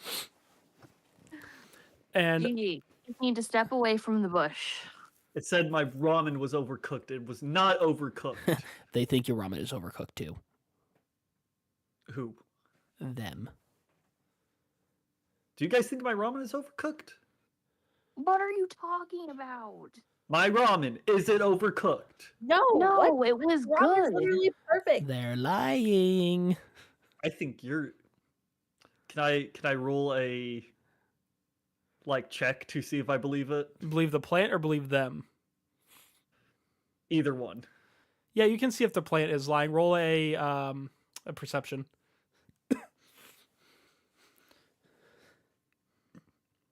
That is. Oh. Oh no. It's. So I might have rolled a 2. It was Oh, so no. annoying. It like. Yeah. It kind of. Okay. Do you remember that one scene in Avatar where Toph is like yeah. Where she's like, messing with controlling the dice. Yeah. Dude, I swear that just happened because it was like, oh, 17, nope, 3. So the plant goes, your friends think the ramen is overcooked. I just stare at them. I'm like, it's not overcooked. I start walking off. Do I have the envelope? Yeah. I just walk over. Yeah, to let me. the one Guys, dude. you did you get it? I just hold it out, very angry. He thinks your ramen is overcooked. I'm sure he does. Oh, thank you so much. I don't have a lot that I can give you. Let me. And he kind of rifles around in his pockets. He goes, "Look, I was saving this up so that I could get a shield and some equipment for when I become a courier. but I'll make more. Don't worry. Here, take this, and he gives you each 5 gold. Thank you guys Dang. so much. I hope it wasn't too much trouble. You guys look a little beat up. That's the physical wounds aren't as bad as the mental ones. Oh, by the way, you each gained 100 XP. I'm going to say since she did the most damage by a mile, Vess, Whoa. you gain 150 XP from the combat. Yo. Wait. I told them last time, so how we're doing leveling, I'll bring this up for you. So to get to level 2, you needed 300. To get to Yep. level 3, you need a total of 900 XP saved up. So it's not like... So at 300 XP, you get to level 2. At 900 XP, you get to level 3. So you need to accumulate 600 XP to get to level 3. Does that make sense? Yes. It's like a stair step. Yeah. No, that makes sense. It's a lot harder to get to level 3 than it is to get to level 2. Yeah. So, Um, yeah. So Lomi goes, thank you guys so much. I hope I see you around. Hopefully next time you see me, I'm a courier. And the plant on your head goes, I forgot to tell you mine. Oh wait, no, I said my name. My name is Bud. That boy's Donkey. Be careful where you step. The donkey kind of pooped a lot of places, so just be careful. The donkey? What donkey? The donkey the little boy has to help him with the letters. Okay. The trees say hi. Understandable. Do they like my cooking? They've never had it. Well, neither has the bush. Yeah, but the bush was a douche. I'm starting to think you were lying to me. Yeah, I was. I was Do messing with you. I know that there's a little like thing on my head, or am I aware of that? You haven't noticed it yet. Man, you suck. You're the idiot talking to plants. I mean, if the plant things are talking to me, Uh, are you a touche. plant? Am I? Yeah. Am I? I don't know. I don't even know where you are. Exactly. I- You could say I'm planting the seed of discord. I'm gonna throw your seed of discord in a fire.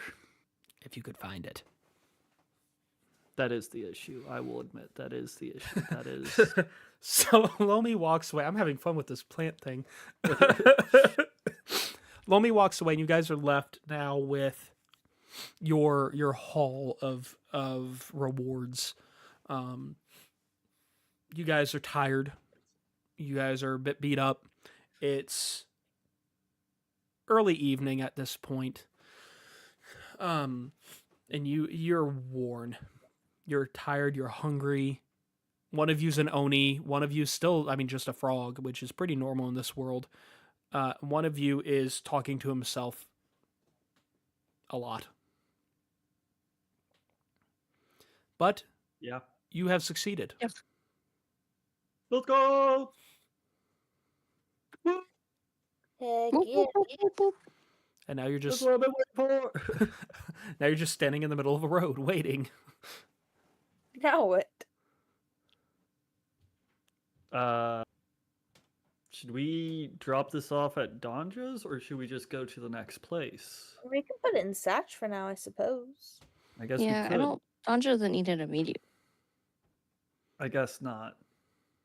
We should also probably put the bugs and stuff in there. I think Satch already has it, but Yeah, the bugs and the rat were already put into Satch. Okay, great. cool. Tweet, tweet. You So, said guys, let's I have decided I'm not gonna take my soothe very often. How do you guys feel about me looking like this? Is it weird? No. Is it awkward? Is it fine? Okay. I Gigi looks at the soothe that he made with Danja. It's just like, that's fine, and just like puts it back. Yeah, that's okay. That's no problem. You've got it if she wants it. Yeah, it's probably overcooked anyways. You're right, it is. I go up to Gigi and I hug Gigi and I say, "Thank you for doing that. I appreciate it." Pats That's Gigi on the head. Good boy, thank you. Ow, ow, she just hit me. What? She hit you? I like feel up. Do I feel the? Yeah, you feel a little plant sprout. I'm like, oh, I found you. Ah. Gigi, are you okay? You found what? Do they like see it or like? Yeah, they can see it. I'm like, look. How like is it just a little like? It's a sprout with like 2 leaves. Oh, we like- can see it. Yeah, it's a real sprout. Oh. I mean, What I is guess that? I look really I- closely at your head. What is that thing? She thinks your I- breath stinks. That's just not what she said. She No, thinks at it. all. She thinks it. You lie though. You lie. It's talking to me. Am I lying about I this? guess I am. I I am- flick it. What is that? Ow! I mean, I don't know, but I guess I am technically, since it's a part of me, I am technically taller. I guess. Tell the frog that the grass says hi. Hey Dahlia, the grass says hi. The grass What? didn't say I'm that, sure you it does, idiot. buddy. I just Ow! stop. Why? They don't actually think my Yeah. cooking sucks, dude. No, I can't tell what they think. I'm a plant. I'm not psychic. Hold on. I like. Can it tell what I'm thinking? That's a good question. You're concerned that it can tell what you're thinking, but you cannot confirm or deny it. I see. I see. Okay. I'm just like I don't say anything. I don't say anything. Don't say nothing. I think the Oni's name is Frank. I don't think the Oni's name is It's- Frank. it's I true. don't think I don't My name know. is not Frank. Yeah, see? Where did you even name's get not that Frank. from? Where did you get that from? Do you just like making things up? She's Are you just asking a you. liar? She's asking you. Oh. She can't hear the plant. She's hearing you Oh. talking. I'm just like Why did you say plant- my? Why? Where'd you get that from? I'm so confused. the plant the Bud said your name was Frank. I told him Who it's is not. Bud? Bud. His name is Bud. I like these guys. Who- They're fun. Okay. Well, who is Bud? That's the problem I'm having here. Is who is Bud? I don't know. His Bud. me, I'm It's Bud. Well, you're the one I'm- mentioning Hi, Bud, so I'm how Bud. are we? Yeah, well, I'm pointing to like, yeah, Gigi is like pointing to the like, Bud, Bud. He's Bud. He's talking to me. Did you I know see the That little point to tiny the- thing in your head is talking. Did to you know the flowers are communists? Do I know? What? I just. I paused don't for- know if what's a communism. communist? I realized the issue after I said it. Yeah, I was like, I Uh, don't. Does this world have a concept of communism? Did you know that the or- flowers are evil? There we go. That's better. I'm not equating communism to evil. I'm switching it. Stay calm down, people. Hey. This, guys, this The flowers are this planning an plant's got uprising. this plant got some weird political views. I gotta say, it's got. Tell the frog that she's being watched. By what? Was she being watched by? Them. You cut out. I don't know what you said. Them. Who is them? Them.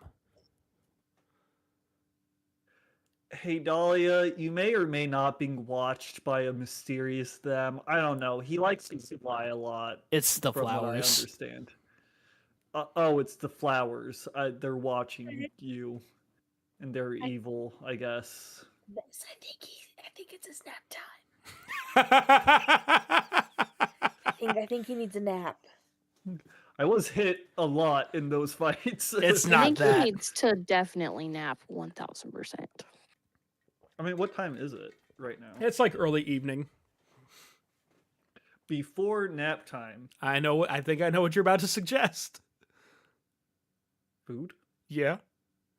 Oh, yeah. You guys suggesting wanna- Ethel's? Oh, I forgot Ethel. You guys want to go back to Ethel? Oh, and I get super excited. I'm like, This hasn't been to Ethel yet. you gotta come. Are you hungry? You're hungry. You're hungry. You're definitely hungry. You are like very hungry. You're an Oni now. I'm sure, big appetite. We gotta go to this one place called Ethel's. Ethel's That's just what Eatery. it's called. Ethel's Eatery. Let me tell you. Ooh, the best food. Best food. I mean, I am hungry, but I'm not like, my appetite's not ginormous or anything. It'll be fine. I just grab her hand and start. Like Okay, I just okay. grab her arm and we start going. Ethel. Oh, okay. You guys make it to Ethel's Eatery. As I explained last time, it's a 2-story building. The top is the living space. The bottom is the restaurant. The sign out front says Ethel's Eatery. It has a drawn picture of Ethel going. You enter and you see this little old lady talking to people. She's short and she's a little stout and she's real friendly. And, well, hey there! It's, yeah, how you doing, buddy? I'm glad. You just can't get away from old Ethel, can you? That's a weird way of saying it, but yes. And who's this lovely young lady that's very red? She's been out in the sun a little long, hasn't she? No, this is just how I look. Oh, okay. This is Vess. Look, as long as they eat, I don't care. As long as they eat and don't stir up trouble, you can look like a bird with a giraffe head. I do not care. Now, you guys sit. Of those animals are. You guys sit down, and I'll send out. I'm sorry, the only one working right now is Gustavo. Just don't pay him any mind. I've talked to him. He's him. But just bear with him. You guys know I'll hook you up. So you guys sit down. I'll send him right out, okay? Okay. And so you You're guys gonna love this place. You guys sit down Okay. and Okay. Gustavo comes back out. Well, look who it is. Hello again. Here are our evening menus. Ma'am, has anyone told you red and white is a little much? Well, it's not my fault I look like this. I was clearly No. born this way. You're an unlikable human being. You're assuming I'm human? Whatever. Whatever I you are, am. you're not nice. Whatever the case may be. What can I get you all to drink? What do you Water. And there's the shock. I want. What kind of drinks are like? What's like a common drink that like? You'd have your typical juices, and I mean they'd have things that are analogous to things we have. You know, like you'd have some refreshing juice options. You'd have some cold teas. You could get hot tea, water, something similar to coffee, different things like that. Your basic stuff that isn't like soda. yeah. I'm gonna do a hot Okay. tea, hot green tea. Hot green tea. Okay. Would you like me to bring out honey and sugar? Yes, please. Okay. What about you, boy? That boy. Okay. Are you a boy? Do I know your name? I prefer to think of myself as a man, but okay. Bud go, punch him in the stomach. Punch him in the stomach. I'm not gonna do that. I'm not gonna do that. You're not going to do Why? what? I would like to take a water with a lemon. Okay, sure. You guys look at the menu. I'll get your drinks. And he walks off. Guys, the plane is very violent. I don't know what to tell you guys. Then don't repeat what this plant says if that's the case. I didn't 'cause repeat you're it. just I gonna just said get I you in wasn't some trouble here. I just said I wasn't gonna do it. All right, tell you. As I'm you gonna guys get you in trouble. as you guys begin looking at the menu, you see a lot of different options, all of them kind of standard standard foods. You've got cuts of meat with vegetables. You've got some fried options, sandwiches, things like that. Think They got a stew. they do. They have a stew. Think think Cracker Barrel options, but more fantasy. Okay. That's funny. Dude, fantasy Let's Cracker see. Barrel would slap. I would be down for that. I That's love So Cracker Barrel. Same. Business idea right there. Me and you business idea. Fantasy Cracker Barrel. D&D version of Cracker Barrel, guys. ye It's old, just called the Ren Fair. I think that's how Ye that old goes. Cracker instead of rusty farming equipment, it's rusty weapons, pictures of orcs, and there's a cauldron over the open fire. I would go to this place Really- constantly. like terribly photoshopped or like I would Out go to front- this place all the time. Out front, you every have day. rocking chairs surrounding a chessboard that has floating pieces. You got a checkerboard. They still have the pin game. They still Yeah. have that. That's normal. yeah, that's the exact that's how same you know like Barrel. that's how you know it's authentic. But Gigi just finds, I don't know what it would be. He just finds the most like unusual dish he can find. Not unusual as in like necessarily weird, just like something out there that you wouldn't like Okay. see in a lot of places. He finds whatever is like the closest to that. That's what he Okay. orders. What about you, Dahlia? Stew. Stew, right? Yes. And you, Vess? Mm, I think I'm just gonna order a stew as well because that sounds really good. Stew. All right. So you guys, after looking at the menu for a bit, Gustavo comes back out and he goes, "All right, we've got a green tea with the sugar and lemon, or sugar and honey. We've got a water with lemon and a just standard water." And he sits in front of you. Do you guys know what you're wanting? Stew, please.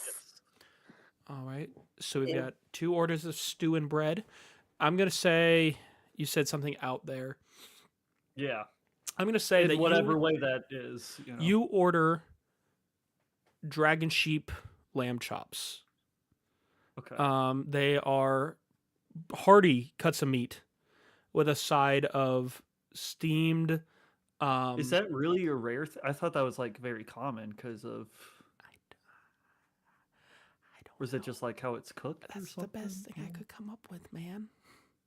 It's got a fancy sauce on it. we're Yeah, honest yeah, with it's it. got mad wizard sauce. Oh, I like that we were both like, oh, and then we're like, So yes, it's lamb chops with her proprietary sauce, and you Okay. get fried living spud. Oh, Is it interesting. still living? while They are it's no fried? longer living; they have been fried. So no longer living spud. Dead living spud that has been fried. Oh, And he goes, so French fries. but magic, as the British would call them, crisps. But we're not Magic British because we won. I met a So I don't know why you brought it up. Then I don't gotta know. Be I real don't know. like- I don't know. Alright. America. I don't know. He goes, all right, I will get those orders in. And Grandma Ethel wanted me to let you know. She told me to inform you that, and he pulls out a little note that says, he goes, don't y'all worry. I've got you covered. I'll be back out with your food. Okay. I want to look at Dahlia, be like, you don't have a lemon in yours. Have you I ever don't had a know. water with a lemon? Have you ever had a water with a lemon? I don't think I've ever had a lemon. Oh, Oh, I you just have like to have a lemon. I immediately just like switch my switch our water. So I'm like, you gotta try this. I like I like show her. I like squeeze the Bite out of lemon and thing, kind of stir it a little bit. I'm like, you gotta try it. It's like water but better. I mean, I try it and it's delicious. Naturally, it's water with lemon. Yeah. She hates it. Ow! This is really good, Gigi. I love it. She hates it. She says it sucks. So She good. just didn't say. She said it didn't with say her. that. She said it with her eyes. I stare at her eyes. Ah, No. stupid! I can't see. Don't- You're a hassle. Wait, did you get any food? Yeah, Me? they I they got both got stew and bread. No. Yes. I'm talking to the plant. Oh, Oh. I'm a plant, dude. I mean, plants kind of. Some plants eat. The They sun. just need water, Gigi. Oh There's also wait, yeah. Do you need any water? I like pick up the water and I like. just, Oh no. Oh, that's actually pretty nice. Thank you. And as you guys are enjoying your time together, sitting and talking, Gustavo brings back out the food. You Moon and or Vess and Dahlia, you both have hearty bowls of stew. It's got meat, it's got your veggies, it's well seasoned. You've got some garnish of like green onion and a little parsley sprig, and you both have a substantial loaf of bread that you can use for dippage, for dippaging. It's like Panera but fantasy and not that because that's trademarked. and Cracker Barrel isn't. I feel like Cracker Barrel would be more forgiving.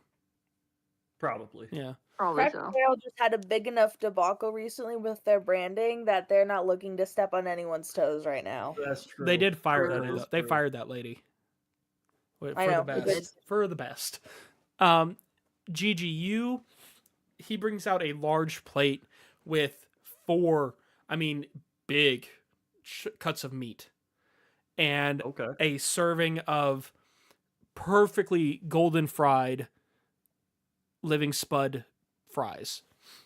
Okay. And it's got a beautiful kind of deep red sauce over the meat. Okay. He goes, I assume it's wonderful. it's phenomenal. All of it's phenomenal. Okay. And Okay. Gustavo goes, if you need anything else, please don't need anything else. And he walks away and leaves you to your food. Hate you too, Gustavo. So, you guys, as you're eating, you have time to begin considering your next steps. That you're thinking that was hard enough. That was difficult. And you guys are stronger, but you don't feel like you are strong enough. Ready for combat? Huh? Ready for combat? You guys don't feel that you're strong enough to say that you've really grown that much in this, just from this. You have 2 more rumored places to go to, but are you ready to do that without some extra training, without some extra work being done? It's very true. You guys remember that on the board, you remember, and actually Gigi would have a map too, of a lot of the different villages and factions and things like that around the island. And so naturally you begin discussing how you want to proceed as you're eating your very hearty meals. I'm Mm, not sure how to proceed. I don't quite Not know what? from here. As I fun think that we could all use a little bit more practice on as fighting fun things first. as fun as the fight was, getting stabbed does kind of hurt. If I'm being honest, It Oh, kind of. that yeah. does. Dang, that's what I've been Like, doing to people. yeah, well, I haven't stabbed anyone. I just bonked them in the head, Oh, that's true. which, as far as I know, feels great. True, you've not been bonked yet. I have not been bonked. Um, so I don't know.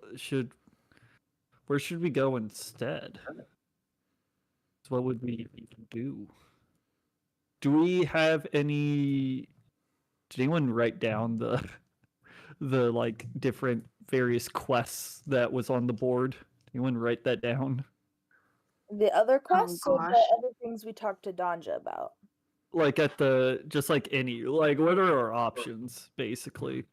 We could check out the bugs that are going to the Wandering Forest or figure out the Fishman thing. Because those are both rumored. Those are both pretty dangerous, though, is the problem. Yeah. Do we remember any of the things that the We didn't look at any extra stuff um, on the board. You didn't look hard enough at the like the job requests on the board, but you do remember there were open I don't want to say invitations necessarily, but open calls to helping out the courier brigade with odd jobs, helping the AHA or um the aquatic researchers, the name I can't remember, the divers I think, helping them with their research in small ways. There are the sword schools that are always looking for students. There are the different covens that are looking, they have odd jobs around and things like that. All of them have postings indicating that they are constantly looking for help in some way, or looking for students or giving opportunities of different kinds. I'm really down to do anything at this point. So look, yeah, these would all be in different places, right? Yes. You remember from the board that there are 4 sword schools. There are 4 locations for the divers, but only 2 of them, I think, are active. There's the AHA headquarters. There are the different villages around which you have a map for since you were a delivery person. And there's, I think, it's either 5 or 7 covens. Along with along with an assortment of other smaller locations that aren't typically on maps that you can find by talking to people and seeing what's nearby villages. You said sword school, right? Yes, there are 4 what are called sword schools. I assume it's just like combat type. Yeah. Yeah, 4 different okay. schools of combat, each with you saw on the flyers that each one has 2 teachers. And you can tell from the flyers and the wording that they teach in vastly different ways from each other. If we want to get stronger, we could stop by some of the sword schools and see if we can pick up some tips and tricks and stuff. That's not a bad idea. I'm down for that. Is down to Okay. learn more things. Are the 4 schools in different directions? Yeah. Or like different? Okay. Yes. So what I would say is you would have to, your best bet for information would probably be going to Fort Harglow. You would that has been your outside of information regarding the Guardian Physic, which you've gotten most of that from Danja. Your basic information on what the island offers, you've gotten from the Courier Brigade at Fort Harglow, as they are the most well versed in what the island has to offer. Does that have one of the sword schools there? No, but they would have information on the different sword schools and the styles and some information on what you have to do and things like that. Okay. So do we want to Okay, with my knowledge of, because I assume I am familiar with the um, famous restaurants of the area Mm-hmm. of the island. Do I know if one of these sword schools is possibly nearby to one of these famous restaurants? Mm-hmm. Give me 1 second. Let me see here. Let's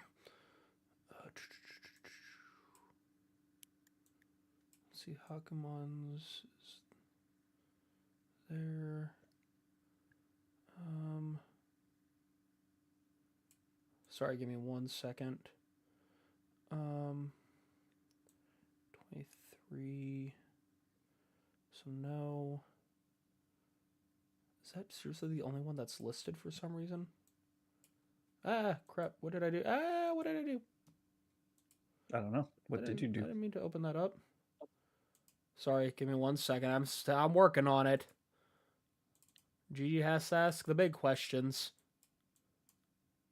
It's the important questions. It is. It is. So. Okay. So sorry, I'll have to look at my map. I do believe there is one nearby a fairly well-known restaurant. Let's see here. It's Hakumon's 116. Okay, working on it. Working on it. Let's see. That one is Sword School Street, page 18 on Island chapter.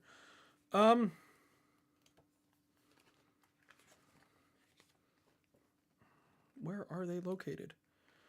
South I don't know. of Gift of Hiratashi, Mount Arbor Summit, Northern Coast, Toraf, the middle of waterlogged. There is one school that is nearby a famous restaurant. Wait, what's 40? Page 49. Let's see. Actually, there's two. There's one near a famous restaurant and one near a famous tea shop, but you would not know that these schools are near them. You would just know the general locations of these restaurants or tea shops. Okay, so I wouldn't know that. So I don't know where the sword. No, you just Places know where are. these restaurants are rumored to be located. They're famous, Okay. but they aren't commonly trafficked due to It's- the difficulty of getting to Okay. them. Got it. Got it. Okay. I would say though, being from Matango, you would know of a village near or a sword school near Matango. There is one at the coast to the northwest of Matango Okay. that a lot of the prospective sword goers of your age group would have gone to, just due to how close it is. Okay. Then yeah, But you don't know anything about it. Gigi looks at. I say, well, if we want to go to a sword schools, and I know there's one near my village, but I don't know much about it. But I'm sure the fort, what was it called? Fort Harglow. But I'm sure Fort Harglow, I would assume they would know a lot about the sword schools. We could ask them about stuff. That's true. I wouldn't mind going there. What time is it right now? Currently? It is getting later. You guys have been talking for some time and eating and taking your time after having serious combats. I think we need to rest before we travel on, though, guys. It's been a long I day. agree. That is a good plan. As you guys begin to get up, Ethel comes out and goes, "Well, everyone, how was the food?" Oh, It fantastic. was spectacular. Look, Like, you or- guys are phenomenal. I don't often do this because they give me a limited amount, but because I know you're good, first off, your bill. Here's the deal. Normally, you'd be looking at a pretty hefty bill for that dinner. Especially you, young man, because I know you like to eat.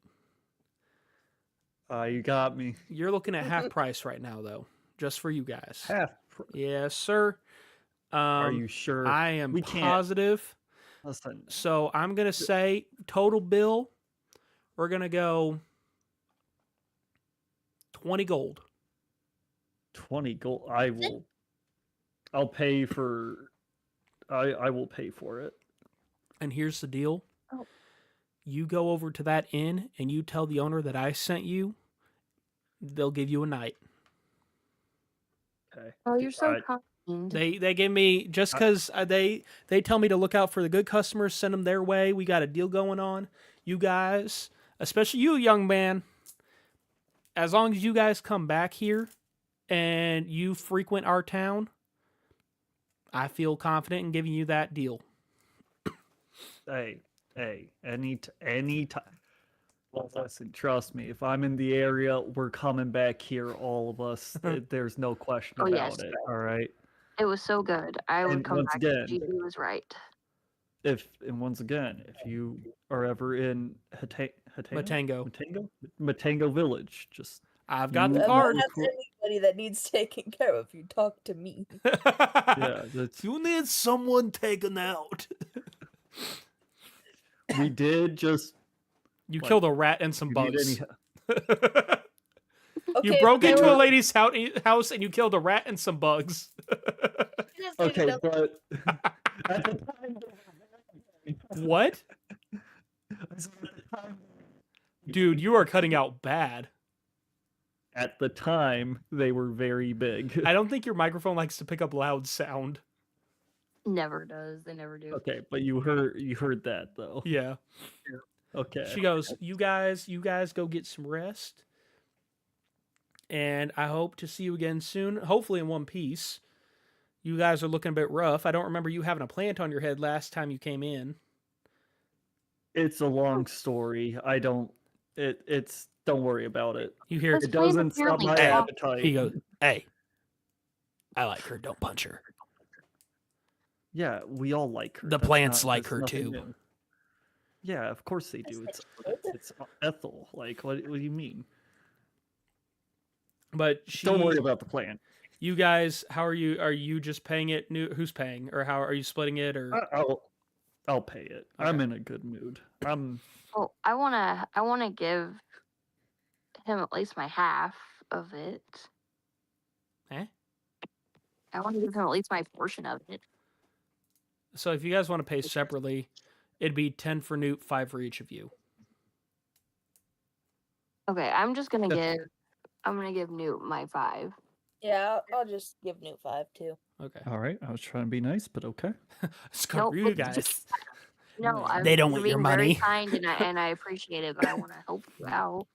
But you We'll do guys, this Fine. together. you guys pay your bill, and Ethel walks you out waving, and you guys make it to the inn. You guys tell the innkeeper that she sent you, and you guys each get a room to yourselves. Is there anything you want to do before resting for the evening? Just want to think ask so. the Talk to plan. me. Like, I ask Bud. Listen, man. I need sleep. Is there going to be an issue with that, or can you shut up for a little while? You'll be fine. Don't worry. Okay. Okay. So, and is anyone doing anything before they rest? No. All right, so you guys do get the benefit of a long rest from this. Gigi, as you're sleeping, you have a dream.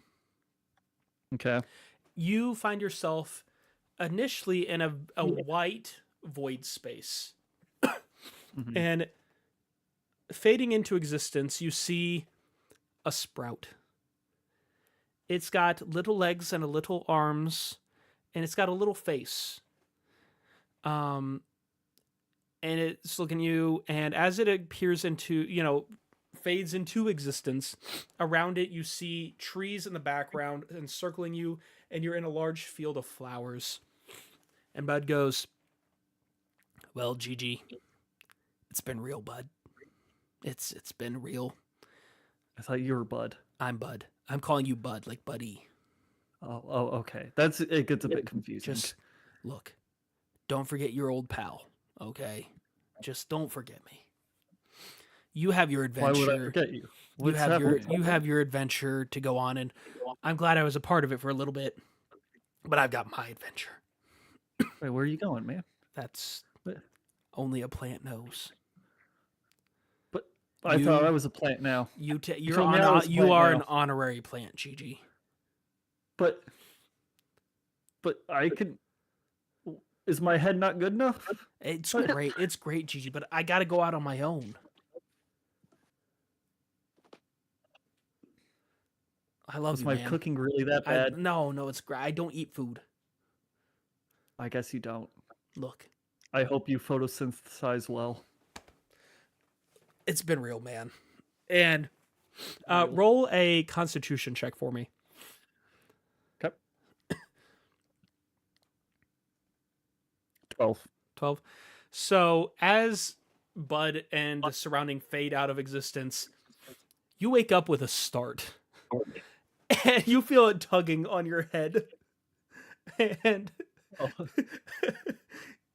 this goes on for a minute, and you just feel an intense pulling and pain as Bud is inching his way out of your skull, pulling his Oh. roots out. And it's only a couple minutes of this, and he gets himself out and walks up to the window frame with you. You've got a little trickle of blood going down, and he goes, he now has arms, plant arms. He goes, "Later." And he jumps out the window into the night, leaving you to fall back asleep. Huh. That's That was probably an Huh. interesting feeling, huh? not really sure what to think of all that. I gotta be real. I'm just going back to bed. I don't know, man. But you guys go through your long rest, and you wake the next day ready for the next step of your adventure. But that is where we're going to end off for today. So, Okay. now we come to Multiverse Menagerie Hangout time. Let's go. So, Shooting your booty on the floor. what were the favorite parts of tonight's... What was each of your favorite parts of tonight's... Ethel. It's always going to Ethel. That's fair, always going. aside from Ethel. I love the combat, but I love Understand. combat. Fair enough. I liked the combat. Combat was fun. You guys did a like lot the, better that time. Possibly Yeah. because you had your third person. Yeah, And it one probably enemy. helped. Just a tad. Just a tad bit helpful. No, that was good. You Uh, guys did well on that one. I made a friend, I guess. Yeah. The Plant question friend. was he real? That is the question. So you guys know now how the shields work in Obojima. Honestly, I'm probably in any of my campaigns, I'm probably going to use this shield ruling because I really like it. You do still have there's mechanics and salvage skills as well later on, which we haven't really gotten into any situation where those are needed. So just keep that in mind. And there's a pacify ability that comes with some spells and things like that, or pacify status. Moon. So, Yes. real quick, while we've got all of us in this together, exactly what I was thinking. Together once we know. Don't know. So, you as a paladin, let me get it pulled up. We're going to get your weapons sorted here. Yeah, good idea. You have the option first of a martial weapon and a shield, or two martial weapons. I think you chose a martial weapon and a shield since you have a shield. Yes, I So remember that. Your martial weapons, I think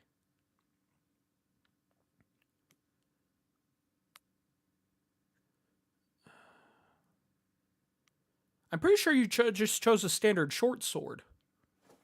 Was it? I think so. Okay. So a short sword is 1d6 piercing damage. And then it is... Oh, gonna... Hold on. Make a suggestion. Huh. And this is completely up to you, Dahlia, because obviously it's your character. You're a river paladin, right? Mm-hmm. Correct. I mean, technically, yeah. Isn't a trident a martial weapon? Is it? Mm-hmm. Yeah. Oh. So you The just throwing it out because you the know difference trident, here- water. The difference here is in its abilities. So a short sword is a finesse weapon, which means that you can use dexterity or strength. A short sword's abilities, or its stats, it's finesse, so you choose strength or dexterity when you attack, and it's a light weapon, which means that you can dual wield it with another light weapon. Tridents, they have the same damage amount. One is just slashing, one is pierce. Tridents are a range weapon, which means it can be used to make a ranged attack, which you have a range on.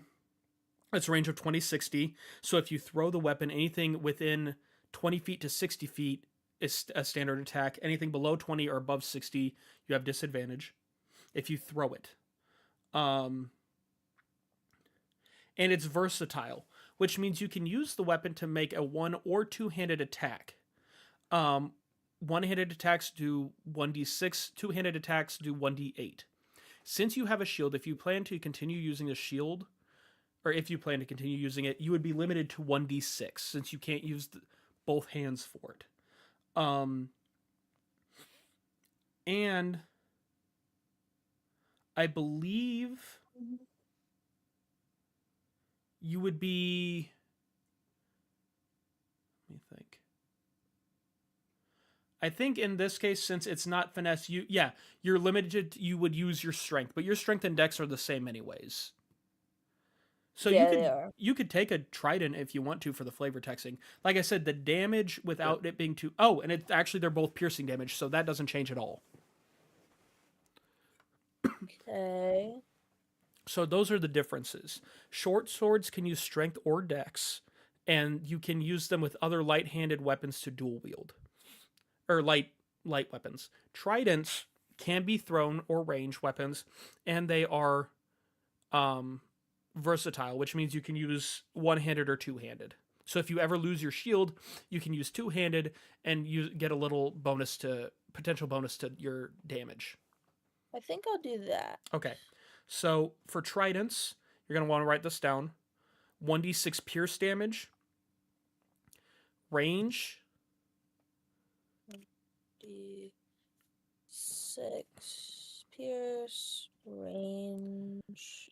Thrown 20/60. 20/60.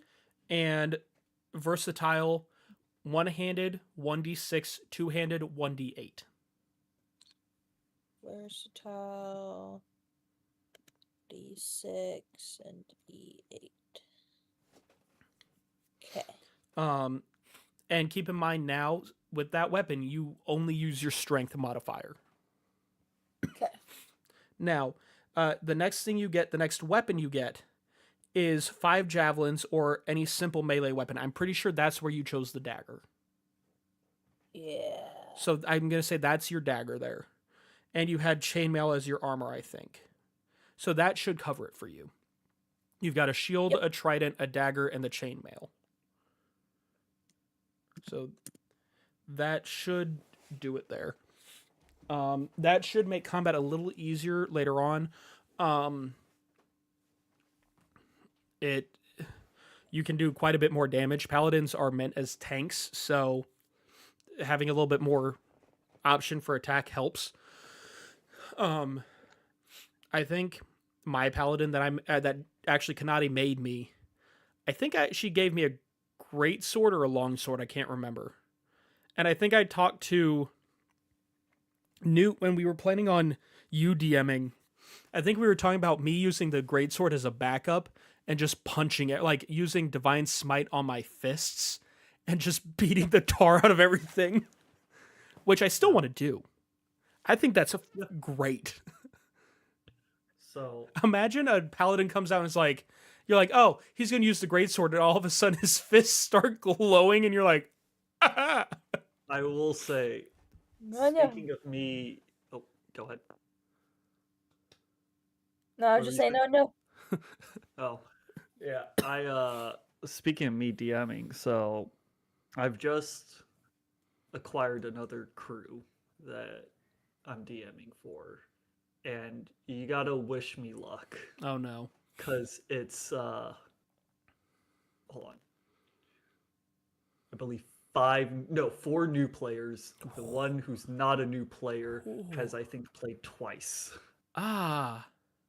Which also, because they were like, How much effort have 'cause- they? Okay, here's a big question. How much effort have they put into learning the game, and how much effort do they put into like actively thinking and role playing as their characters?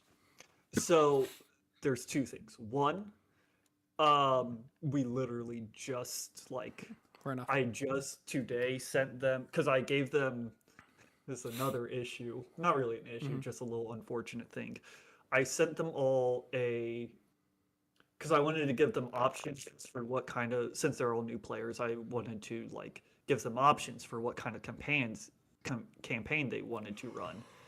And I threw out 5 options. And I was like, okay, for these options, I have a plan. It'll be easy. Really excited for this one other option. I'm like, I can do it, Oh no. but it's going to be a bit more rough because it'll be like, I think I'm okay with the DMing, but like sometimes I Yeah. feel like writing mysteries is a bit harder for me. I think it's harder for everyone in a lot of cases. Which, guess which one they all voted for? That's the thing is, So, I was talking with someone who was originally going to be a part of this. He backed out. You guys know who it was, I think. And I mean, multiple, but well, there were 2 that backed out. yeah. One was Peepo, and one was, I think I said his name on stream, David. Okay. He and I were talking the other day, and we were talking about kind of what makes a solid D&D player or DM. Uh-huh. And people who are naturally have like an inclination to types of creativity tend to do well, especially in sense of storytelling. DMs, I feel like it does take that same kind of creativity, that same kind of storytelling, but a different focus on it, if that makes sense. Yeah. And because like I don't consider myself a naturally creative person. Most people, myself included, he disagreed, but most people would consider me a very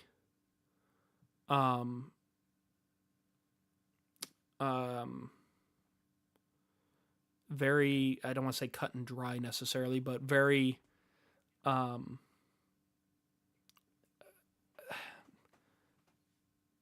more, again, practical is not the right word, but you get the idea. Yeah. Like I said, he disagreed, but even then, like, to DM, like you were talking about mystery, there's a lot of, in DMing and in player characters, there's a lot of rolling with the punches and creating mystery as you go, like leaving certain things unsaid to create a sense of confusion or mystery or question. Yeah. Like, It's, I think that's something that you, Amber, have done really well with Vess. You set it up where you didn't want to discuss the Oni. Yes. And so you didn't really set it up as a mystery of, oh, hey, this thing is happening. You just didn't discuss it in depth. Yeah. You let it evolve naturally, which is how players really should do it in a lot of cases, unless you have a character that specifically is trying to create a mystery. Yeah, I feel like that's what makes the party, it makes it more fun for everybody because then they're trying to figure out things and expect, like, they're like, oh, and if they want to figure out what's going on with these players they're playing with. So it's cool because, like, it was cool to find out, like, Dahlia's things that she has and, like, I don't know, it's just really cool because honestly, before we didn't really know that Gigi could cook really well or anything like that, and did it for us and was great. Like, there's so many different things that Right. like Yeah. our characters have, Well, you know. and you guys did a good job of leaving your characters open ended enough to naturally push that into the stories. I haven't had to do a lot in terms of um, trying to create the mystery around your characters. It's just kind of naturally led into that based on how you guys are interacting with your characters. Gigi has left enough open in terms of what he didn't give me a lot of Newt didn't give me a lot of details about Gigi and his backstory, just who Gigi is now. And Gigi's 12. There's not a lot of backstory there. So it left it open to adding stuff in. Moon with Dahlia left a lot of details kind of out in the ether about the backstory of like, oh, she saw people acting up and she didn't like it and she went hermit mode. There's a lot that can be done there and a lot with the backstory that can be... Huh? What'd you say? I said I did that in real life. But it gives a lot of possibility to, okay, now it means that there are some things that you didn't think of that I might create on the spot and you kind of have to roll with it. But it opens that up. Same thing with Vess, where you have a backstory in mind. We discussed it, but you told me early on I want it to be something that is not necessarily a secret from the group, but not fully understood. Yeah, because I also didn't want it to act. I wanted to act like I fully didn't understand it either. Right. You know, And you still don't. You know, you each I still still because I barely like. I just know like what it is, and I could become like the full thing, and I'm like, but it's cool to know that, like Brass Eyes when he was telling me like, hey, you could actually like learn how to control this and like embrace it. And I'm kind of like, oh, you know, that's actually kind of cool. I might try that. Yeah. We'll see how Well, that goes. that's the thing. None of you have really reached your subclass. You've reached your subclass because sorcerers get it at level 1. But you Yeah. haven't gained the benefits of your subclass yet. I don't think you've gained any benefits from it. I'm not sure. The other two, No, not yet. Newton, Moon, haven't gained their subclasses yet, so you have a lot of. They've made mention of things, but it's not come to fruition yet. Like with Danja giving Newt the thing to eat when she tells him to. I mean, we all know what we're each playing. You guys know what kind of characters you're playing. You know what she's leading to. But in terms of the story, the party doesn't know why Danja gave Newt this, or gave Gigi this thing to eat, this bug that shouldn't be eating because it's spiky.